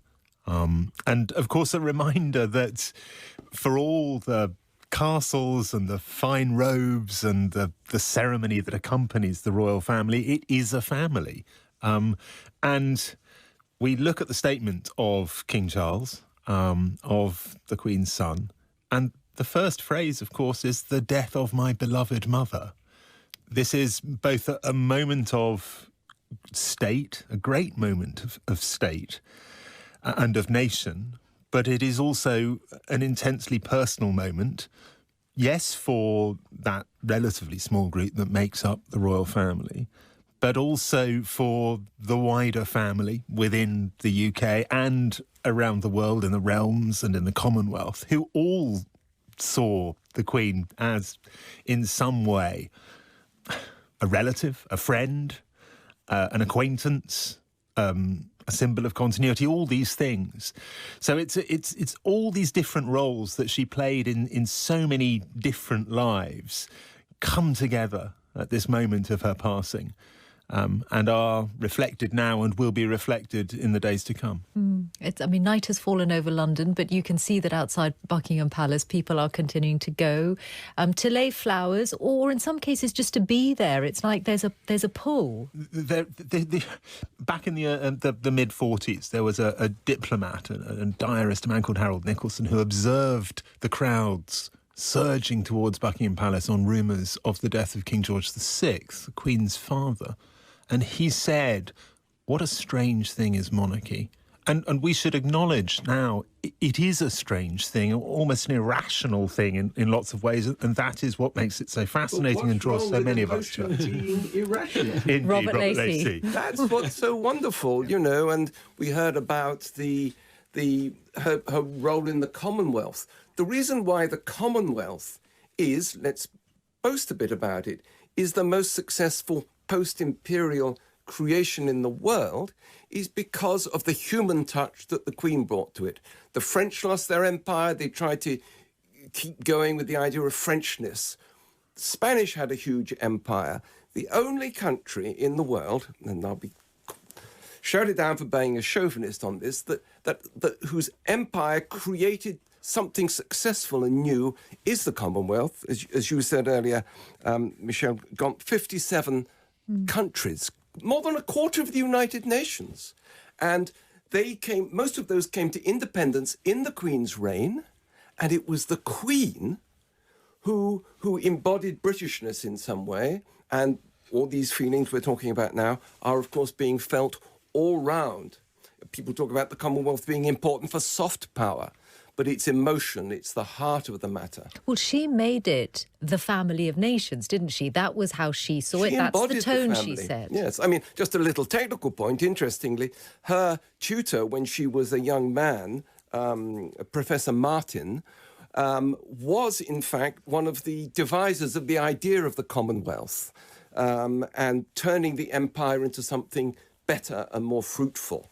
And I think historians, when they look at her reign, will pick on that, the way Britain's been able to continue to punch far above its weight, thanks to what she represented through the Commonwealth. Robert, also, look, that's one institution, the Commonwealth. The monarchy, she couldn't have signalled more clearly in the last few years, particularly about through the last 3 years, how it's not about her and all her children, it's about the direct line of succession. We saw that again and again, not least over the Platinum Jubilee. Yes, and earlier this year we were getting ready for her the commemoration of her accession, and how we knew that she would always hark back to how sad she was at the news that her father had died.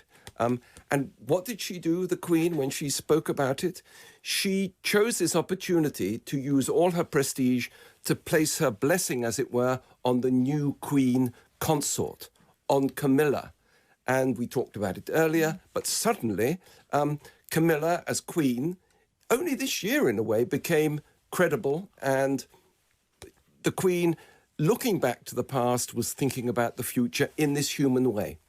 Only a few months ago. Robert Lacey, thank you. Well, let's pause now and think about the way Queen Elizabeth II carried out her duties, the honour, the dignity, which was rewarded with respect and admiration. Our royal correspondent, Nicholas Witchell, looks back at the Queen's life. She wasn't born to be Queen, yet she became Britain's longest-lived and longest-reigning monarch. Across the decades, as society changed fundamentally, Elizabeth II was a constant and, for many, a reassuring symbol of national unity. It was a life, above all, which was guided by her sense of duty, something she'd first referred to in a broadcast at the age of 21. I declare before you all that my whole life, whether it be long or short, shall be devoted to your service and the service of our great imperial family, to which we all belong. Born in April 1926, Princess Elizabeth's role as a royal was transformed 10 years later when her father came to the throne after her uncle had abdicated. The early years of George VI's reign were dominated by the Second World War, much of which Elizabeth spent within the comparative safety of Windsor Castle. At the start of the conflict, Elizabeth had fallen in love with Lieutenant Philip Mountbatten, a prince of Greece, though he was largely Danish, and an officer in the Royal Navy. They married 8 years later.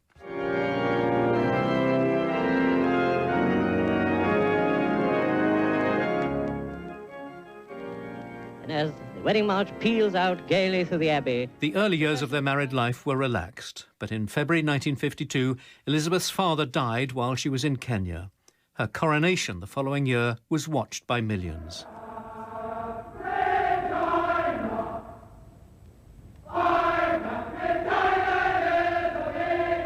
The Queen enjoyed being a constitutional monarch. She had the right to be consulted, to advise and to warn. She never gave an interview, but in the early 1990s she spoke in a BBC documentary about her duties and the nature of her life. If you live in this sort of life, which people don't very much, you live very much by tradition and by continuity. I find that's one of the sad things, that people don't take on jobs for life. They try different things all the time. I mean, as far as I'm concerned, you know exactly what you're going to be doing 2 months hence, or even beginning to know about next year. And I think that this is what the younger members find difficult, is the regimented side of it. By 1992, there'd been fairy tale royal weddings and painful separations. At the end of that year, there was a fire at Windsor Castle. The Queen admitted it had been a difficult 12 months. 1992 is not a year on which I shall look back with undiluted pleasure. In the words of one of my more sympathetic correspondents, it has turned out to be an annus horribilis.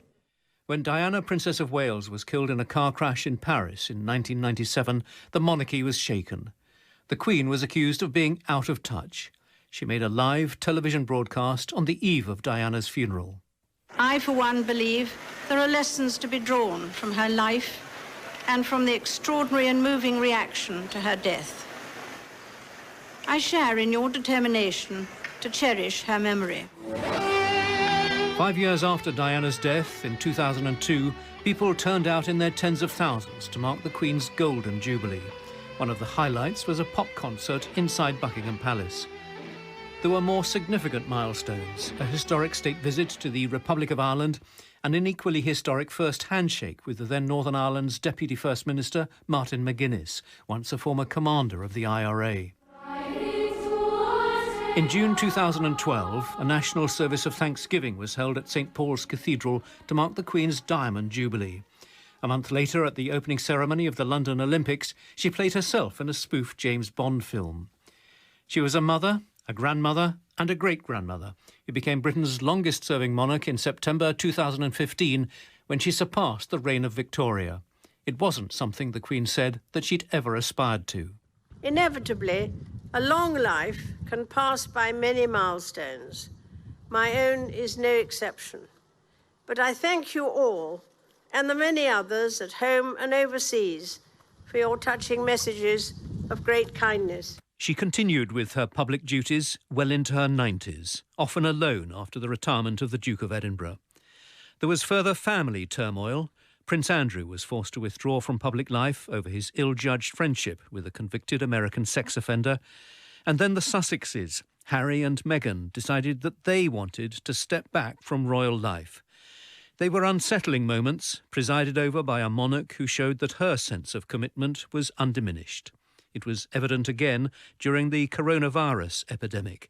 The Queen, in isolation at Windsor for her own protection from the virus, broadcast a reassuring message to the nation. We should take comfort that while we may have more still to endure, better days will return. We will be with our friends again. We will be with our families again. We will meet again.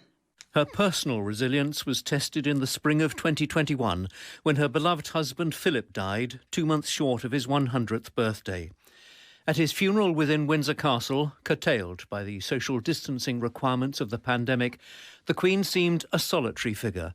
But despite the great sadness of the loss of her husband of 73 years, there was never any question of her withdrawing. Public duties were resumed, public respect for a long-lived monarch deepened.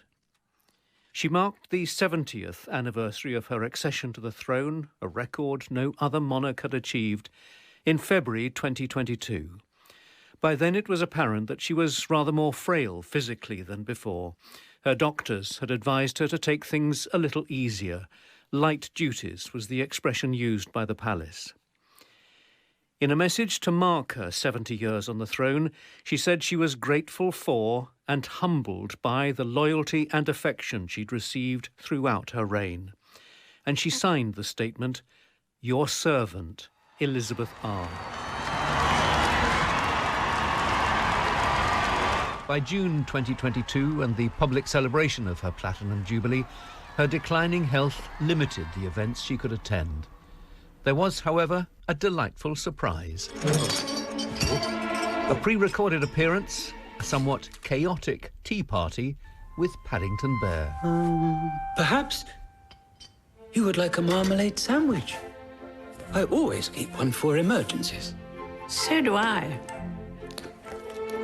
I keep mine in here. Happy Jubilee, ma'am. And thank you for everything. That's very kind. This was a monarch at peace and enjoying herself. On the final day of the Jubilee celebrations, there was a final appearance on the balcony of Buckingham Palace.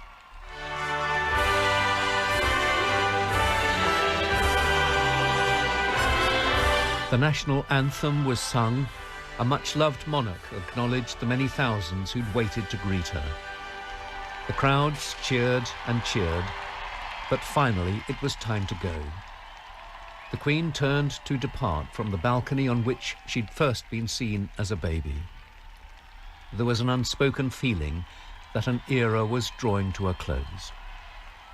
For decade after decade, Elizabeth II embodied the strengths of a constitutional monarch, a steadfast presence in a constantly shifting world, representing a changing kingdom to itself and to the wider world. Hers was a life guided by Christian faith and by the unfaltering sense of duty to which she'd pledged herself on her 21st birthday. It was something she'd reflected on during her Silver Jubilee in 1977. When I was 21, I pledged my life to the service of our people, and I asked for God's help to make good that vow. Although that vow was made in my salad days when I was green in judgment, I do not regret nor retract one word of it. Well, some highlights there of a royal life. Nicholas Witchell put that together for us. Just to say, all national BBC radio stations have been brought together for this special programme reflecting the life of Her Majesty Queen Elizabeth II, whose death was announced by Buckingham Palace just after 6:30 this evening. With us now is Giles Brandreth, writer, broadcaster, former MP and a long-standing friend of the Duke of Edinburgh. Giles, as such, you spent time with the Queen and the Duke. What was she like? Oh my, this isn't it, the end of an era. There's such sadness for us as a country and for her family in particular. An extraordinary life, really, as we know. 70 years, I think, 7 months and 3 days she was the Queen, but she was brought up royal, and yet there's something about her. Why is this such a momentous moment? Because of the 70 years, but also because I think there was something unique and special about her, you know, driven by duty, as we know, sustained by faith, made happy by her dogs and her horses, but there was something in her personality that was very special. She was generous, she was enjoyable to be with. She was easy to be with. No one is totally normal with the Queen. There's an invisible moat around the Queen. But there was about her a kindness, a courtesy, a consideration.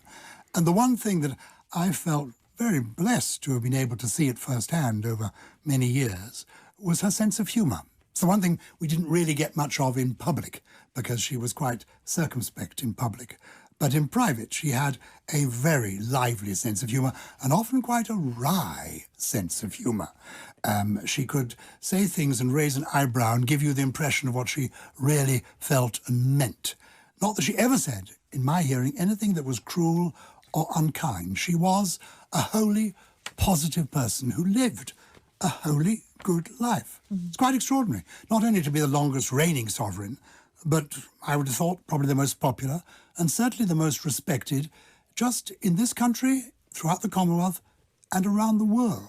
A unique human being. And it's not as if, Giles, she wasn't tested at times. And just in Nicholas Witchell's report, you know, looking back on her reign, the moments that she would have remembered with relish and moments which were difficult, for example, 1992. She was always true to herself. She was herself, and she was accustomed to this kind of drama. The soap opera elements, as the Duke of Edinburgh sometimes called them. Both of them were the great-great-grandchildren of Queen Victoria. They were used to the ups and downs of monarchy.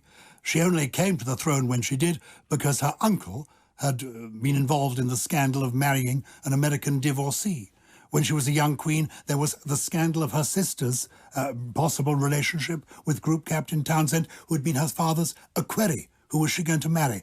So the things that we now think of as new and sort of worrying actually were things that she had been accustomed to. She'd weathered. She said, I think, at the coronation of her parents, she said that she got into the carriage and it was quite rattly at first, but we got used to it quite quickly.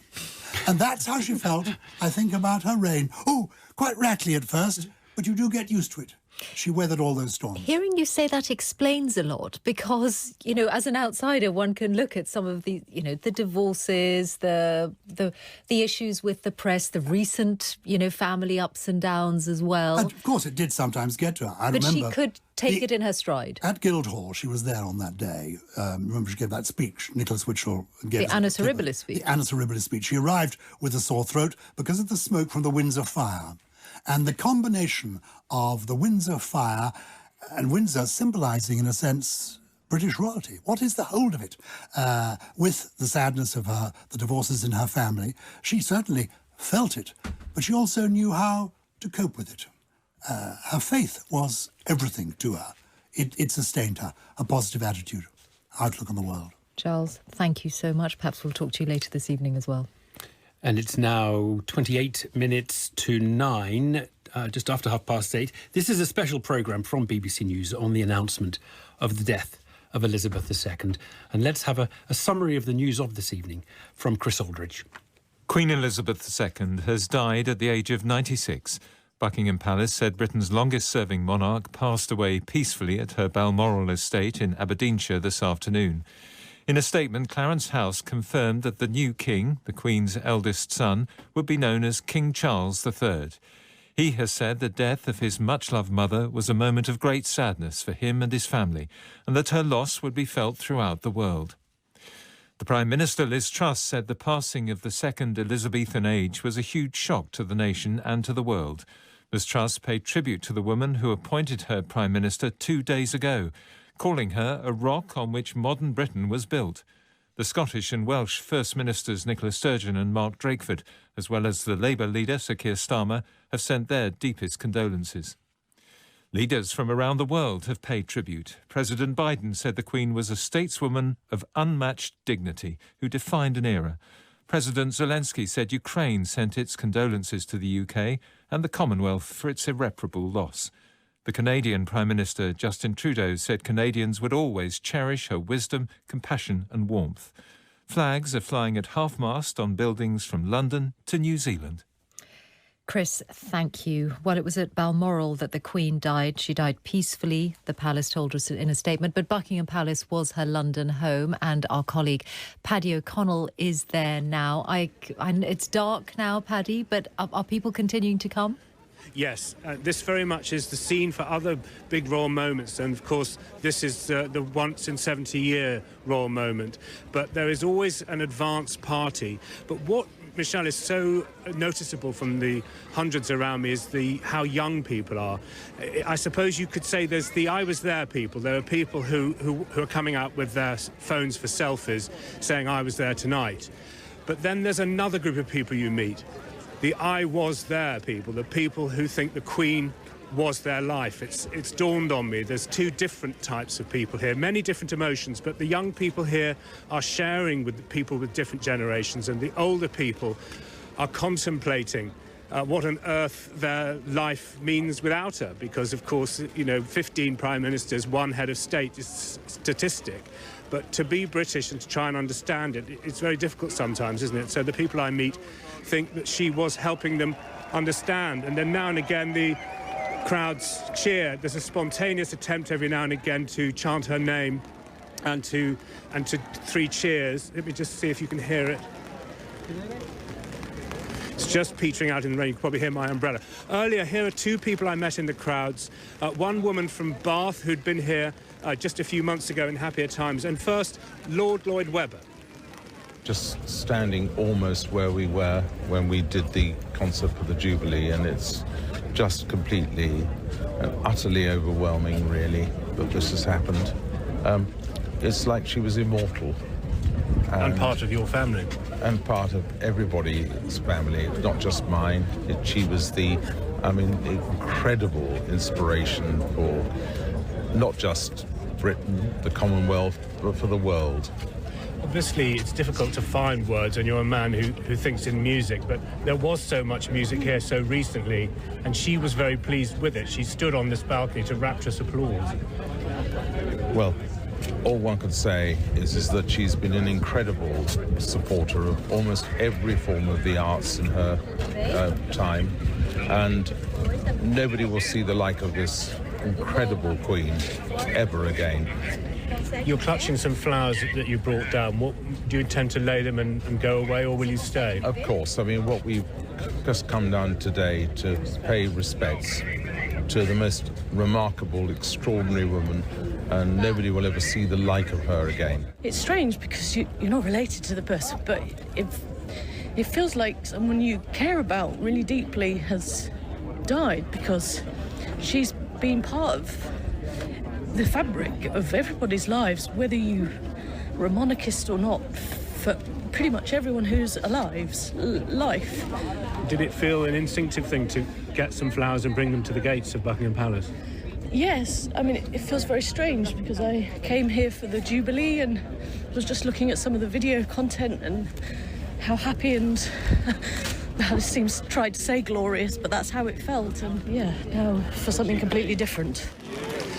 So the position I'm in as your eyes and ears at the palace is that I have my back to Green Park, and I'm looking at the Victoria Memorial, the memorial to the previous longest-serving monarch, and opposite it, half-lit, uplit, is the pillars of Buckingham Palace with the Union flag flying at half-mast. It's umbrellas, appropriately enough, and uncertainty would be 2 words I will remember from being here.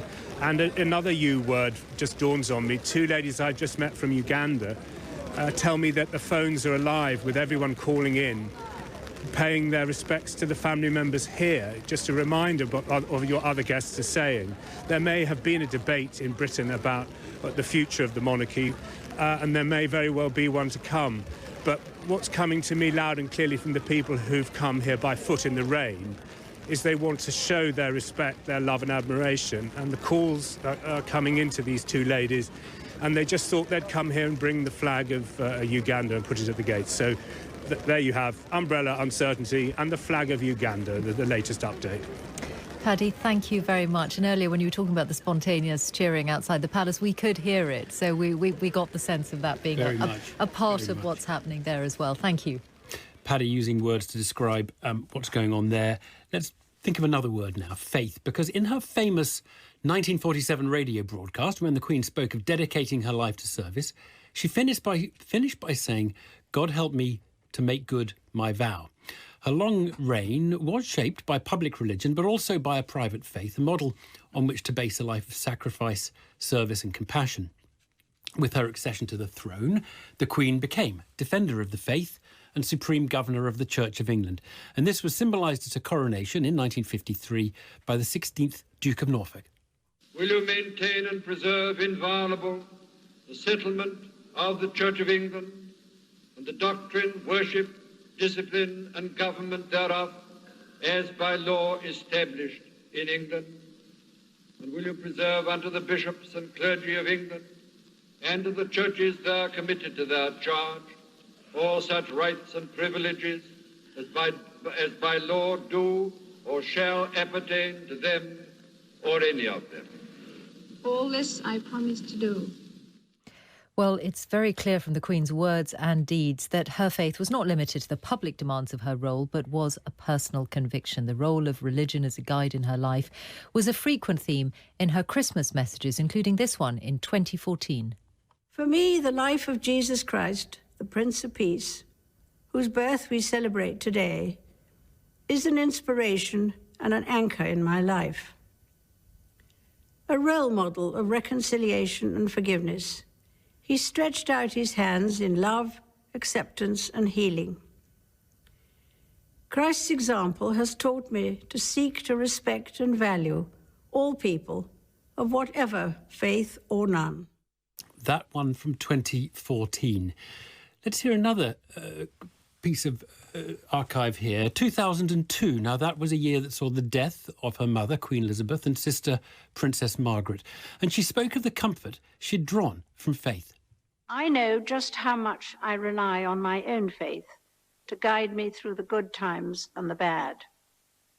Each day is a new beginning. I know that the only way to live my life is to try to do what is right, to take the long view, to give of my best in all that the day brings, and to put my trust in God. Well, we're joined now by Archbishop Vincent Nichols, Archbishop of Westminster, head of the Roman Catholic Church in England and Wales. Archbishop, welcome. Thank you for being with us. My pleasure. How will you remember the Queen? Well, very much in the mode of the words that we've just heard. For me, too, I think her declaration of the substantive nature of her Christian faith was always a great inspiration.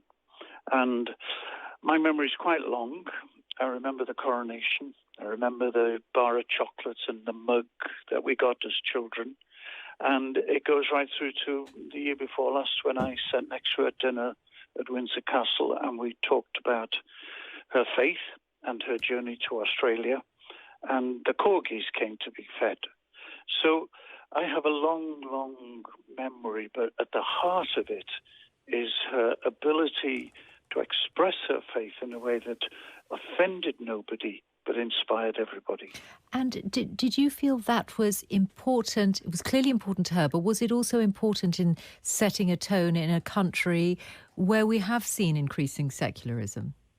Oh, I think so. And I think she understood that perfectly well. And she almost never failed in those key moments when she was addressing the nation, in which she knew, knives and forks would be put down to watch the Queen. She knew people, she had people's attention, and she chose always to give this gentle reminder of the importance of having a horizon which goes beyond the immediate. And we heard, didn't we, in her own words about faith seeing her through personal loss, bereavement, trials. Yeah, that's right. And I think, like the grandmother of any family, she had a fair share of tragedy and difficulty in family life, even in these last few years. But she kept a steadfastness together with an openness, I think. Those last words that you quoted, that her faith teaches her an openness to others, even those who are very different. And my goodness, that's a lesson we need in our society today when we're tempted so quickly to close people down. Archbishop Vincent Nichols, thank you very much. And the Queen's approach to faith was also one that acknowledged and celebrated religious diversity and tolerance in the UK and across the Commonwealth. She did engage with other faiths in the UK as well. And we are joined in the studio by Chief Rabbi Mervis, the Chief Rabbi of the United Hebrew Congregations of the Commonwealth. Welcome to you, Chief Rabbi. Good evening. Your memories of the Queen? This is an exceptionally sad day for our country, for the Commonwealth, and for the world. I was privileged to meet Her Majesty the Queen on many occasions, and what I found in her was somebody who didn't just have an important title. She was a great leader. She was a person with goodness from the heart. In our tradition, we would refer to her as a mensch, a wonderful human being who genuinely cared for others. She was an intensely and deeply faithful person with a keen interest in other faiths and a desire to guarantee that our freedom of religious expression would always be preserved. So I found myself engaged on many occasions in lovely conversations with her. And in her, we in the Jewish community saw her as somebody who had a special relationship with us. She was a patron of our Council of Christians and Jews. She very much championed the idea of interfaith relations. She very much wanted to guarantee that Holocaust Memorial would be a key feature of British life. I had the privilege of accompanying her to the Belsen concentration camp, where I saw how deeply she and Prince Philip were moved on that particular occasion. In Windsor Castle, on one occasion, she showed me a Torah scroll that she had received as a gift, which came from the former Czechoslovakia. It had been rescued from the Holocaust.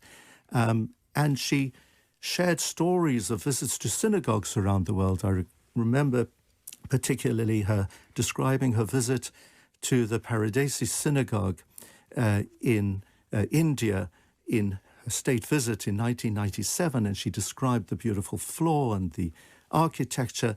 She had this natural, deep interest, unprompted, and it was palpable. And in synagogues right across this country, prayers are said for the Queen. I've been at many synagogue services where that is it's par for the course. Absolutely. Every single Sabbath and festival, we recite a prayer for the Queen and the royal family. At every single celebration in our community, we toast the Queen and the royal family. In fact, one of my most significant tasks this evening is to issue a new prayer for the royal family to be ready for this coming Sabbath. And did you find her not just interested and mindful, but knowledgeable about Judaism? Very much so, yes. She was a person who was exceptionally modest and humble, but you could see that she remembered everything that she had heard. She would compare different faiths, and she would express this genuine interest with a keen desire to guarantee our right to preserve and to act in the tenets of our faith. And for that, we will forever be enormously indebted to her. Chief Rabbi Ephraim Mervis, thank you. Now, as head of state, the Queen, and we've been discussing this in this special programme, the Queen had an important constitutional role and worked closely with the Prime Minister of the day. Now, the first of her 15 Prime Ministers was Sir Winston Churchill, a man who'd fought for Queen and country during the Boer War, when the monarch in question was Queen Victoria. When Elizabeth's father, George VI, died in 1952, Churchill gave a moving tribute to the King and offered words of encouragement to his new Queen. I, whose youth was passed in the august, unchallenged and tranquil glories of the Victorian era, may well feel a thrill in invoking once more the prayer and the anthem. God save the Queen. Churchill speaking in 1952. Well, Sir John Major became her 9th Prime Minister in 1990 and joins us now. And Sir John, a very sad day for the nation. It's a very sad day. And I think the sadness will grow as people realise quite what it is we have lost. It was a very remarkable life that she's lived, and I think children today who may not understand its significance will remember in their old age this particular day and this particular event. It is that big in our history. She is truly beyond any question, one of the most remarkable monarchs we have ever had. And remarkable both in the duration of her reign, but also the way she conducted herself through it. I think both of those things are true, but I think it goes beyond that. It also goes into the example that she set. The example was, we heard a few moments ago from Churchman, Her Majesty didn't parade her Christianity, except in one respect, she lived it. She was, by instinct, a unifier. She disliked division. She tended to try and bring people together. And in that way, she was very remarkable, and she set an extraordinary example. If you travel anywhere around the world, and you hear people in another language, in a far-off land, speak of the Queen, there is a very high likelihood that they're speaking of our Queen. That is the extent of the reach of Queen Elizabeth II. So, John, tell us about your relationship with her, your political and personal relationship with her. Well, I was fortunate enough to see her for nearly 7 years on a one-to-one basis with the weekly meetings of Prime Ministers and the Queen. Later, I had other relationships that involved seeing the Queen. I was chairman of the Queen Elizabeth Diamond Jubilee Trust for 10 years, set up to honour her 60 years on the throne. And I had a lot to do with her about what we should do with the charity and how the charity worked. And there were several things that struck one. Yes, she was the Queen. Yes, there was a degree of majesty about the position of her as a Queen, but she was very human. On a one-to-one basis, immensely human, empathetic, in my experience, always well briefed, and rather a wise woman. I suppose if she had had to choose, she would have been happy being a country woman with her dogs and her horses, with a love of our remarkable armed forces. But she was Queen, and she understood the duties that required and the example that needed to be set. And it would be difficult for anyone to say that she didn't perform that role in an exemplary manner for so very many years. Most people retire at or around 70. The Queen was working, and publicly working, until 2 days ago, at the age of 96.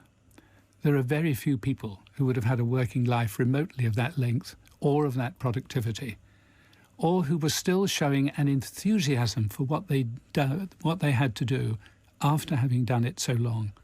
These are extraordinary attributes that our country has taken for granted because of the remarkable life we have sadly just lost. Working right up to the end. Obviously, all but 15 people can only imagine what those weekly meetings are like. You're not going to break the confidence of those meetings. But we do imagine her, I suppose, asking probing questions rather than telling you what to do. Yes, she did. I'm certainly not going to tell you what we discussed, except to say it's hard to imagine what we didn't discuss. Everything was on the agenda. It wasn't all serious. There was a lot of fun in those meetings as well. I don't mean they were frivolous and silly with silly jokes, of course not. But I mean there was a lot of dry humour in the events that we discussed. And there was also a great deal of really solid substance. The Queen was a wise lady, and she was more experienced than any three of her prime ministers added together in terms of the state papers she had read and seen. And her historic memory of what had happened when something had been tried before was longer than that of the civil service. It was extraordinary, and that was a very valuable attribute that prime ministers sometimes found they called upon, albeit unexpectedly, in their meetings with the Queen. And so, John, you were her prime minister in some very difficult years for her, the divorce of Diana and Charles. Did you find yourself giving her counsel at that time? I'm not going to go into details, except to say everything was on the table and the discussions were very frank. And I found them immensely useful when I was in difficulties. I hope in some way the Queen might have found them of some small use when she was in difficulties. So, John, this is a very important moment for the nation. There is going to be a lot of sober reflection over the next days and weeks as we leave the Elizabethan era. How would you like the nation to be conducting itself as we remember Elizabeth and think about the way our nation has changed over the course of her reign? Well, I would like the nation to conduct themselves with the same dignity that the Queen has for 70 years. I think that would be the right way to do it. Let us, by all means, spill out our emotions and let everyone know how much we value this remarkable woman that we have just lost. I think that is entirely a natural thing to do. Let us consider how we can learn from the lessons that she paraded before us day after day during those many years in her monarchy. She was in every way extraordinary. And she was so extraordinary, you didn't really realise she was extraordinary because she was a part of our lives. She was at different times of our ages, rather like our mother, rather like our grandmother, rather like our great-grandmother. And that is extraordinary when you consider the sheer majesty of royalty throughout our history, that her personality should have fallen into every warp and weft of our lives in a way that we appreciate. I think that will become even more apparent as people look back. The second Elizabethan era has been remarkable. In all our long history, I do not believe we have ever had 70 years in which there was so much dramatic change, both for our nation as a whole and for the lives people in our nation lived. The Queen presided over that, evolved with that, lived with that, worked with that, and maintained the affection of the nation over that period. And one final thought occurs to me about that. Can you name any other public figure that you have ever seen who might have retained the affection of a nation in the way the Queen has done over a 70-year period? If such a person exists, I can't imagine who they might be. It's a good question. Sir John Major, thank you so much for joining us. And now to Johnny Diamond, our royal correspondent. It is a remarkable life, and also the fact that 48 hours before the end of her life, there she was, pictured on her feet, carrying out her duty. And when the end came, it was at home. It was at home, and it was at one of her favourite places, if not her favourite place, Balmoral. And, of course, you mentioned that picture from 2 days ago when she met the incoming Prime Minister, Liz Truss. We've now discovered, or we've been told, the timings of what happened today as far as the Prime Minister being informed. She was apparently informed at 4:30. Now, that was about 2 hours before the news was brought to us by Buckingham Palace. The Cabinet Secretary told her while she was working. We, of course, heard her give the address outside Downing Street. She then spoke to the new King. It is worth pondering as we think about the longevity of this reign. She is the first Prime Minister in 70 years to speak to two different monarchs. That is the length of the service that Queen Elizabeth gave. And then earlier today we had these, what must have been very difficult journeys for members of the family to get to Balmoral. Extraordinarily. I mean, they will have known the seriousness of the Queen's condition. They will have been informed of that because the changes in their plans are not made lightly. So they knew where they were going and why they were going there. And we knew that because of their journeys that this was a much more serious situation than anything might have occurred before. And so they made those journeys. Perhaps the most serious of those journeys, of course, was one of the briefest, which was Prince Charles's. He was in the area of Balmoral. But he will have known, he will have feared that this was the moment perhaps he was going to say farewell to his mother, to the Queen, and of course assume the duties of the monarch. And sure enough, he did. And he is now, of course, King Charles. Yes, and then we become accustomed to calling him His Majesty the King and Camilla being the Queen Consort. Yes, and what a change that is. I mean, not just King Charles, but His Majesty. For so many years, for so many decades, it has been Her Majesty. And now it is the first of so many changes to come. We'll see those rippling down, hours, days and weeks to come. We will see those changes come. But the first one is the name.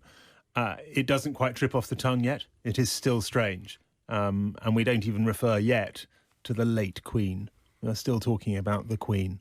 But it is now the King and the Queen Consort. And we will be hearing, no doubt, from him in the coming days. It's a day of enormous significance. There's a lot for people to absorb, but but this is a life to celebrate as well as a passing to mourn. Absolutely. And that word celebration was used by the Prime Minister when she spoke in Downing Street. There are many people who are shocked, many people outside Buckingham Palace, very, very upset now. But again, over these coming days, there will be much to talk about, to remember, to celebrate, to commemorate, as well as much to mourn. Johnny, thank you very much. You're listening to BBC News broadcasting across our UK networks and on the BBC World Service as we mark the death of Her Majesty Queen Elizabeth II. She died at Balmoral, her home in Scotland, earlier today. This is BBC News.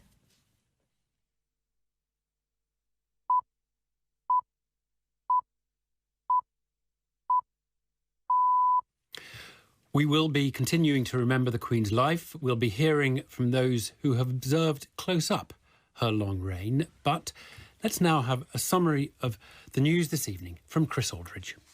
Queen Elizabeth II has died at Balmoral at the age of 96 after reigning for 70 years. Buckingham Palace said she passed away peacefully this afternoon.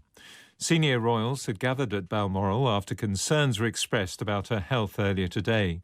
The Prince of Wales, her eldest son, who's now become King Charles III, said this was a moment of great sadness for him and his family and that her loss would be deeply felt around the world. The new Prime Minister, Liz Truss, emerged from Downing Street on news of the Queen's death. She described her as the rock on which modern Britain was built. She has been our longest ever reigning monarch. It's an extraordinary achievement to have presided with such dignity and grace for 70 years. Her life of service stretched beyond most of our living memories. In return, she was loved and admired by the people in the United Kingdom and all around the world. She has been a personal inspiration to me and to many Britons. Her devotion to duty is an example to us all.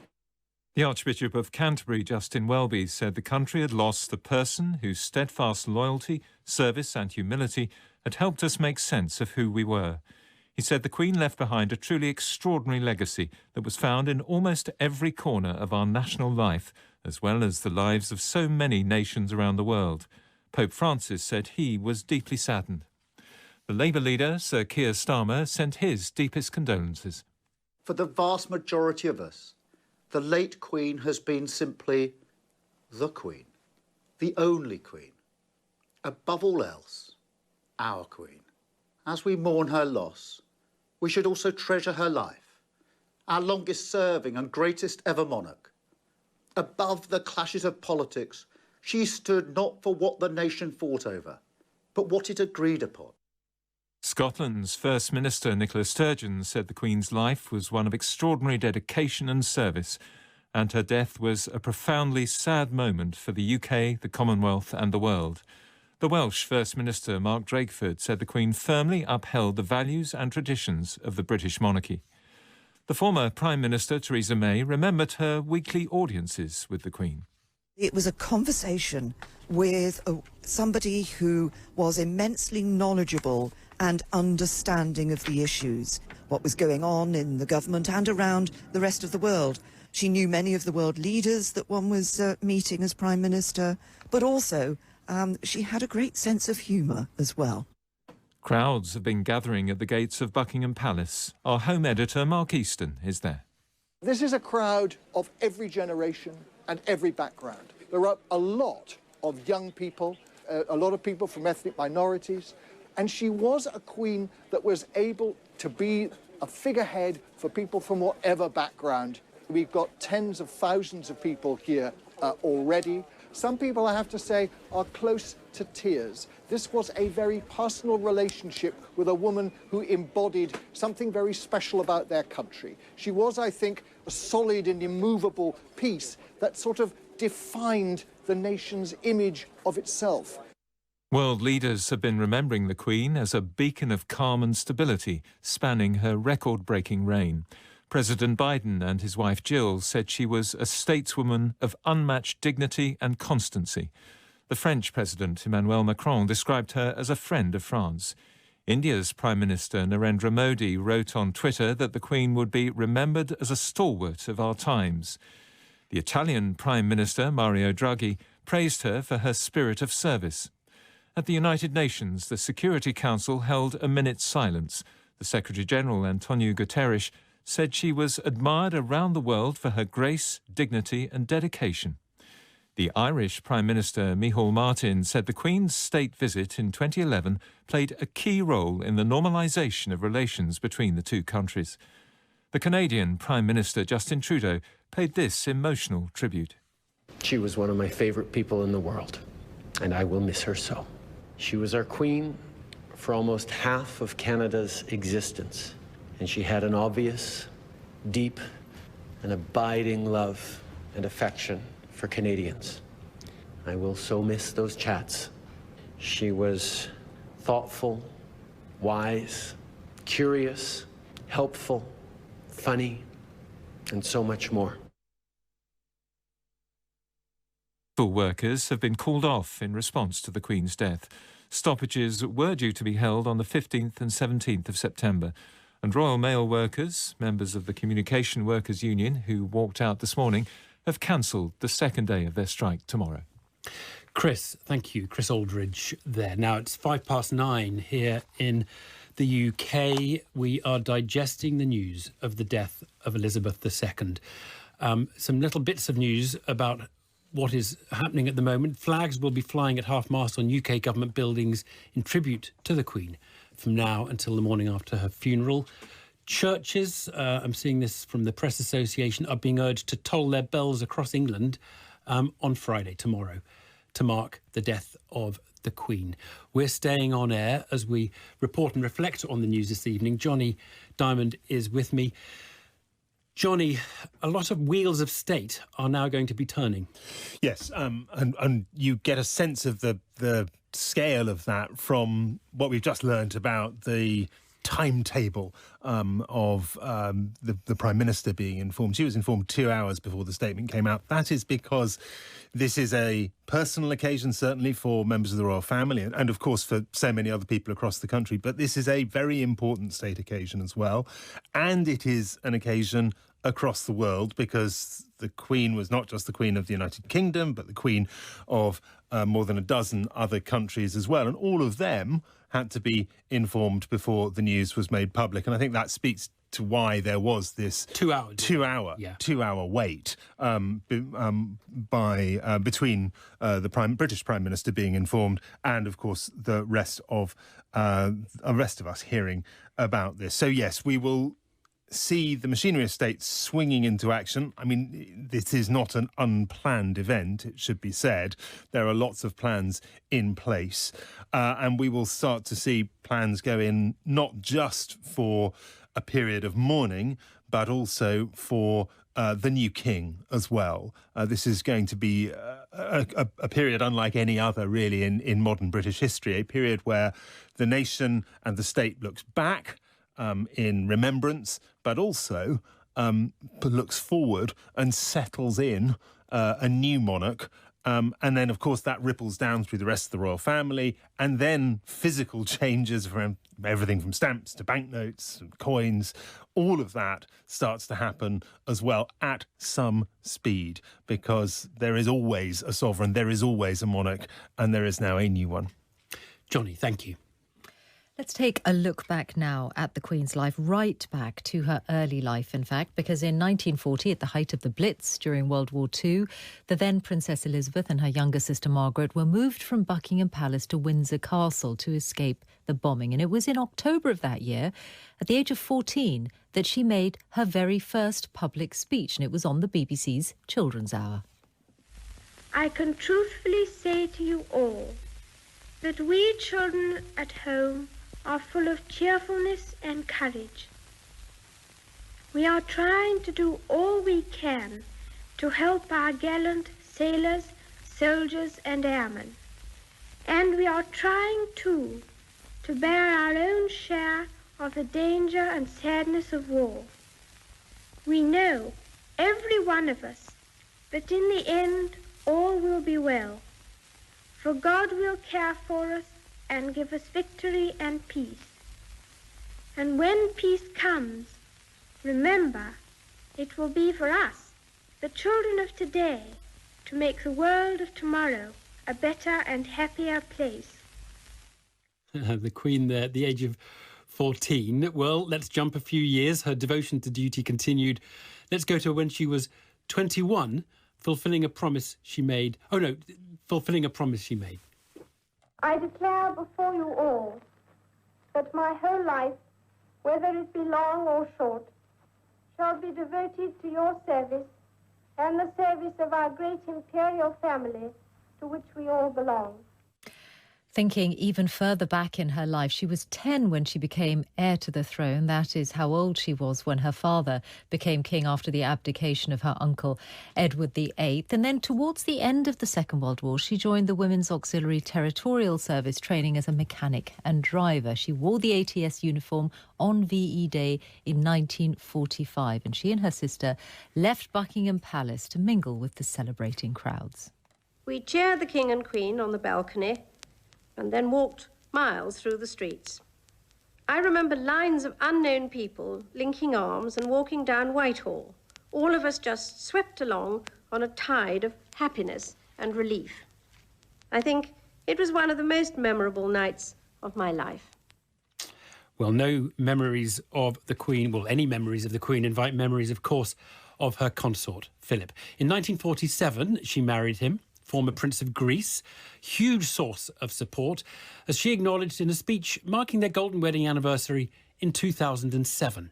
He has quite simply been my strength and stay all these years, and I and his whole family owe him a debt greater than he would ever claim or we shall ever know.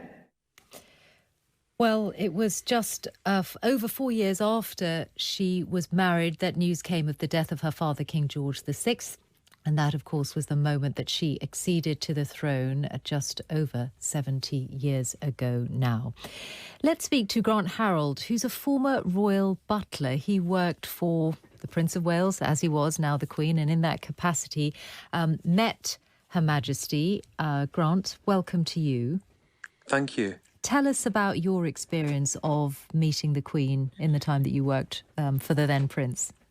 I think for me it was a huge honour, because when I was a youngster, I remember watching a documentary about the royal family. I think it was in the early 90s, and there was a scene where I remember seeing the Queen and she was dancing. And I said to my late father, "How do I meet this lady, or how do I dance with this lady? You know, as you do." And I remember he said to me, "Well, you either have to work for them or marry into them." And I did think, well, who could I marry? But I did actually write to her on a few occasions after that when I was a teenager. And then lastly, when I was about 26, was when I joined the royal household. And then I think it wasn't too long after when I started kind of coming face to face with her on different occasions. But one of my favourite memories was at Balmoral Castle, where I actually did get to dance with her in the room that I watched in this programme 11 years before. How extraordinary. I know, it's one of those kind of moments that even to this very day I still pinch myself and think, did that actually happen? What was the occasion? It was the Gillies Ball, which is exactly what was on this programme. The Gillies Ball, where the Queen would, it wasn't unusual for her to dance with family members and staff members. And it was, for me, it was extraordinary. I was so nervous. But before the actual dance, I remember as she was then, the Duchess of Cornwall, I said to her, she noticed I was nervous, and she said, "Are you okay?" And I said, "I'm really worried." I said, "Because I think tonight I'll dance with the Queen." And she said, "Why do you say that?" And I said, "It was a documentary many years ago." And I said, "Here I am in the room." And I remember the Duchess said, "It was 150 odd people in this room. It's highly unlikely." And no sooner than she said that, the dance we were doing finished, I turned round and the Queen was directly behind me. It was almost like fate, which resulted in this dance, which was amazing. I mean, really good. She had a very funny, I don't think people really understood that. She had a funny way about her. She had when I say that, a wonderful sense of humour. I mean, amazing sense of humour. A naughty humour that I think some listeners might have witnessed or seen over the years in different programmes, or maybe even in person. But I was lucky enough to actually be with her. And many people have called her a grandmother of the nation. Well, I used to jokingly say she was like a naughty granny, because she would do, you know, in the most respectful way, because she would do or say things. And I used to think, I would love to have you as my grandmother, because you're just amazing. Such an amazing lady, an amazing lady. Tell us about Balmoral and her life at Balmoral, because it was important to her, and obviously she's at a, you know, this summer she's at a very advanced stage of her life. But earlier than that, what were her days at Balmoral in these summer holidays she spent there like? Oh, I mean, because I used to travel up there with the prince as he was then, and often, you know, I'd go out either horse riding or walking, and you'd often bump into. I mean, in fact, I even had some wonderful stories about. I think the post office van one day came face to face with the Queen, didn't realise it was the Queen, and made the Queen reverse back up one of the lanes. You know, the Queen was very much one of the locals there. She went into the local shops back in the day. She was. The locals protected her fiercely as well, if I can say that. They were very protective with respect from journalists and things, you know, because obviously they respected that was their private home. Some people don't know that Balmoral was only one of 2 homes the Queen actually owns. Sandringham and Balmoral are privately owned by the monarch. And also, it's somewhere that I think she felt she could get away from everything. So part of me is kind of thinking...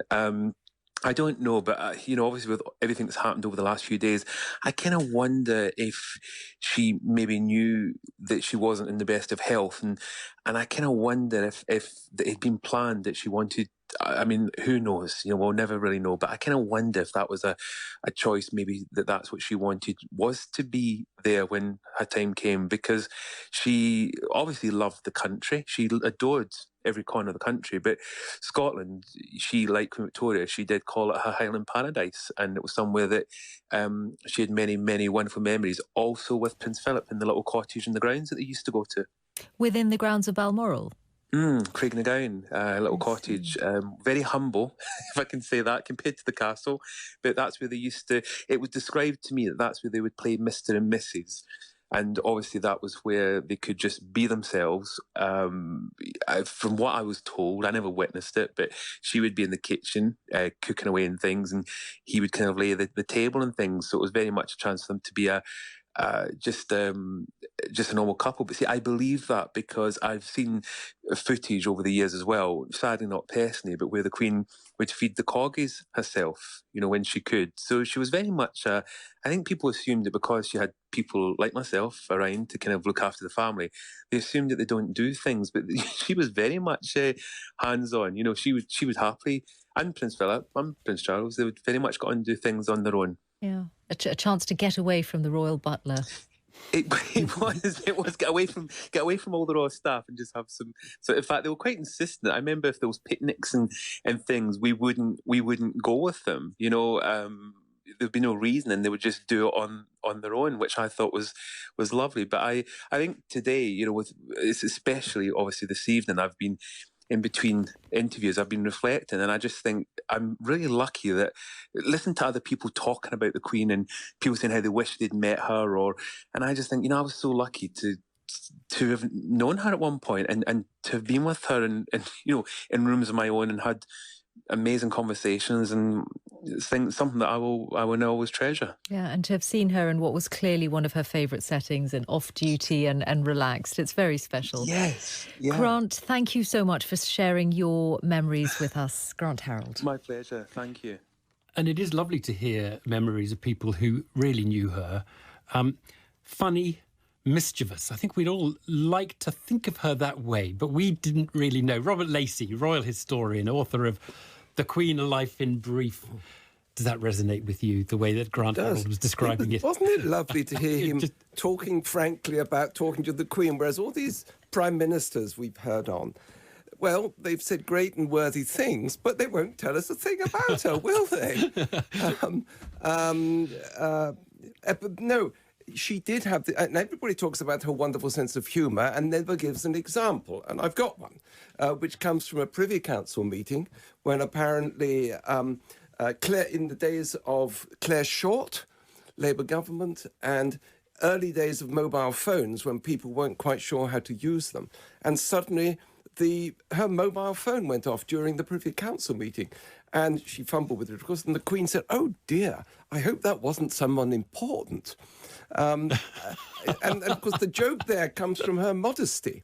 And I don't know if Grant told the story of how, yes, she loved one of the, I think it's, to get a bit solemn, I think the fact that she died in this corner of the United Kingdom, where she did, as he says, enjoy being normal, is very significant.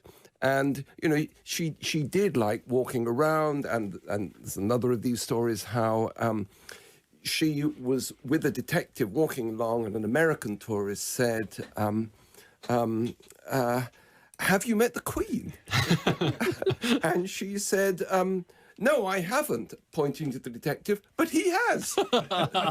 Those are very good stories. Somebody's added to the story, I don't know if it's true, that he then said to the Queen, Can you take a selfie of me? I myself don't believe this final bit.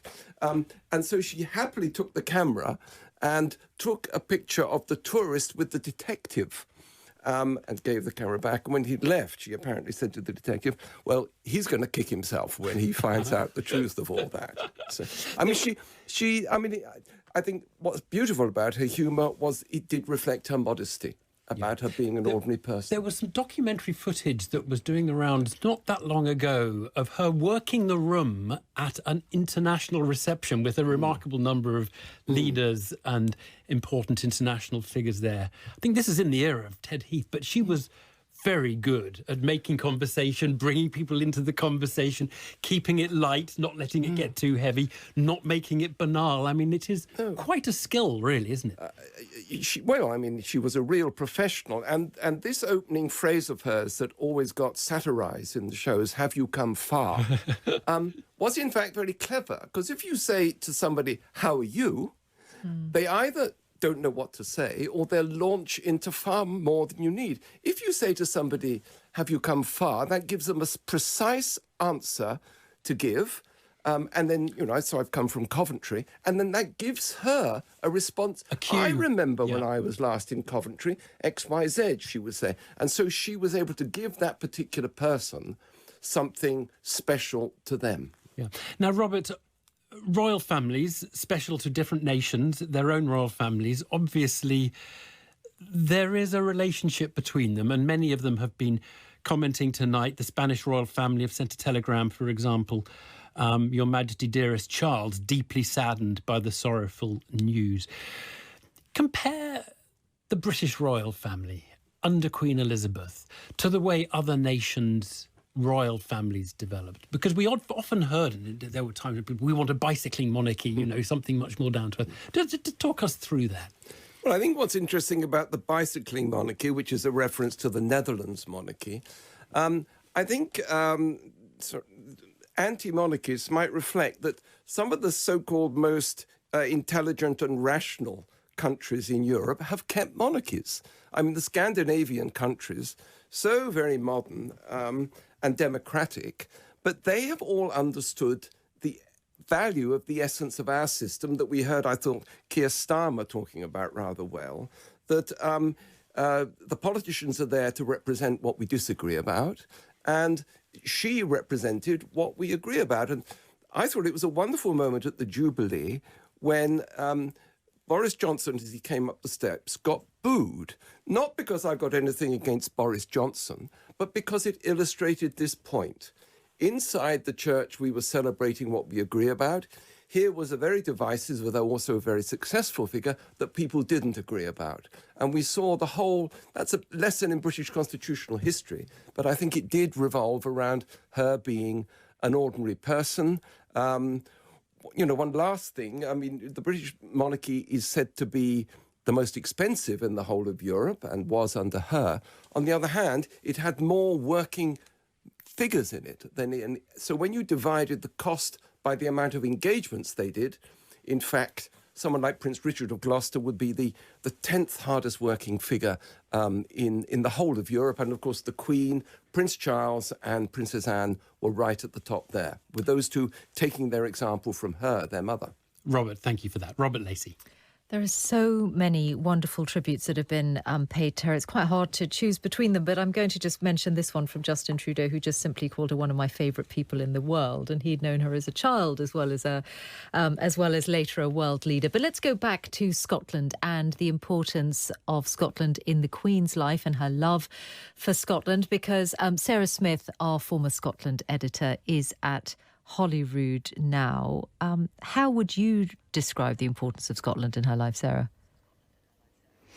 Well, she obviously was very, very attached to Scotland, and as a result, very many people here reciprocated that feeling. So just a year ago, at the Holyrood Scottish Parliament, when the Queen was there opening the session, she spoke specifically of her deep and abiding affection for what she called this wonderful country. And then she went on to speak about how her and Prince Philip had shared some of their happiest memories in Scotland. And her attachment to Scotland goes way back. She visited frequently as a child because her mother's ancestral home at Glamis Castle is just north of Dundee. And we know from letters that she wrote how much she enjoyed her time there. And of course there were the very, very frequent family holidays to Balmoral, but lots of official engagements in Scotland as well.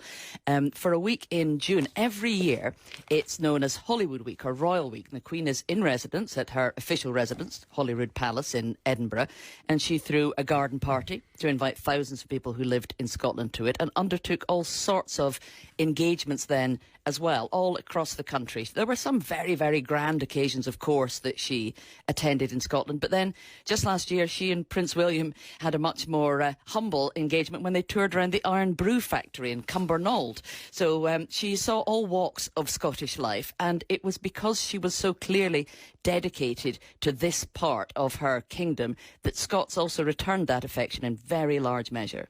Remind us, Sarah, of what she said in those days, very, very close to the independence referendum in 2014, when she was speaking to people, about the imminent choice they were about to make, and then her comments were widely reported. Yes, so she was visiting Crathy Kirk, which is the Church of Scotland church that she used to go to whenever she was staying at Balmoral. And she stopped and spoke to some well-wishers outside just a few days before the Scottish independence referendum in 2014. And she said that she hoped people would think very carefully before they cast their vote in that referendum. And that was interpreted in many quarters as being a signal that she did not want Scotland to become independent, and she hoped that people would not vote for it. That was denied by the palace. And of course, it was very carefully worded so that it didn't actually express any opinion about Scottish independence. But it's notable, I think, when we think of the years that we have been debating the possibility of Scottish independence. Throughout all that time, the SNP have been very careful to stress that if Scotland were ever to become an independent country, the Queen would have remained as its head of state, because they know that even through this huge constitutional upheaval that they were proposing, they could lose votes if they were to suggest to Scots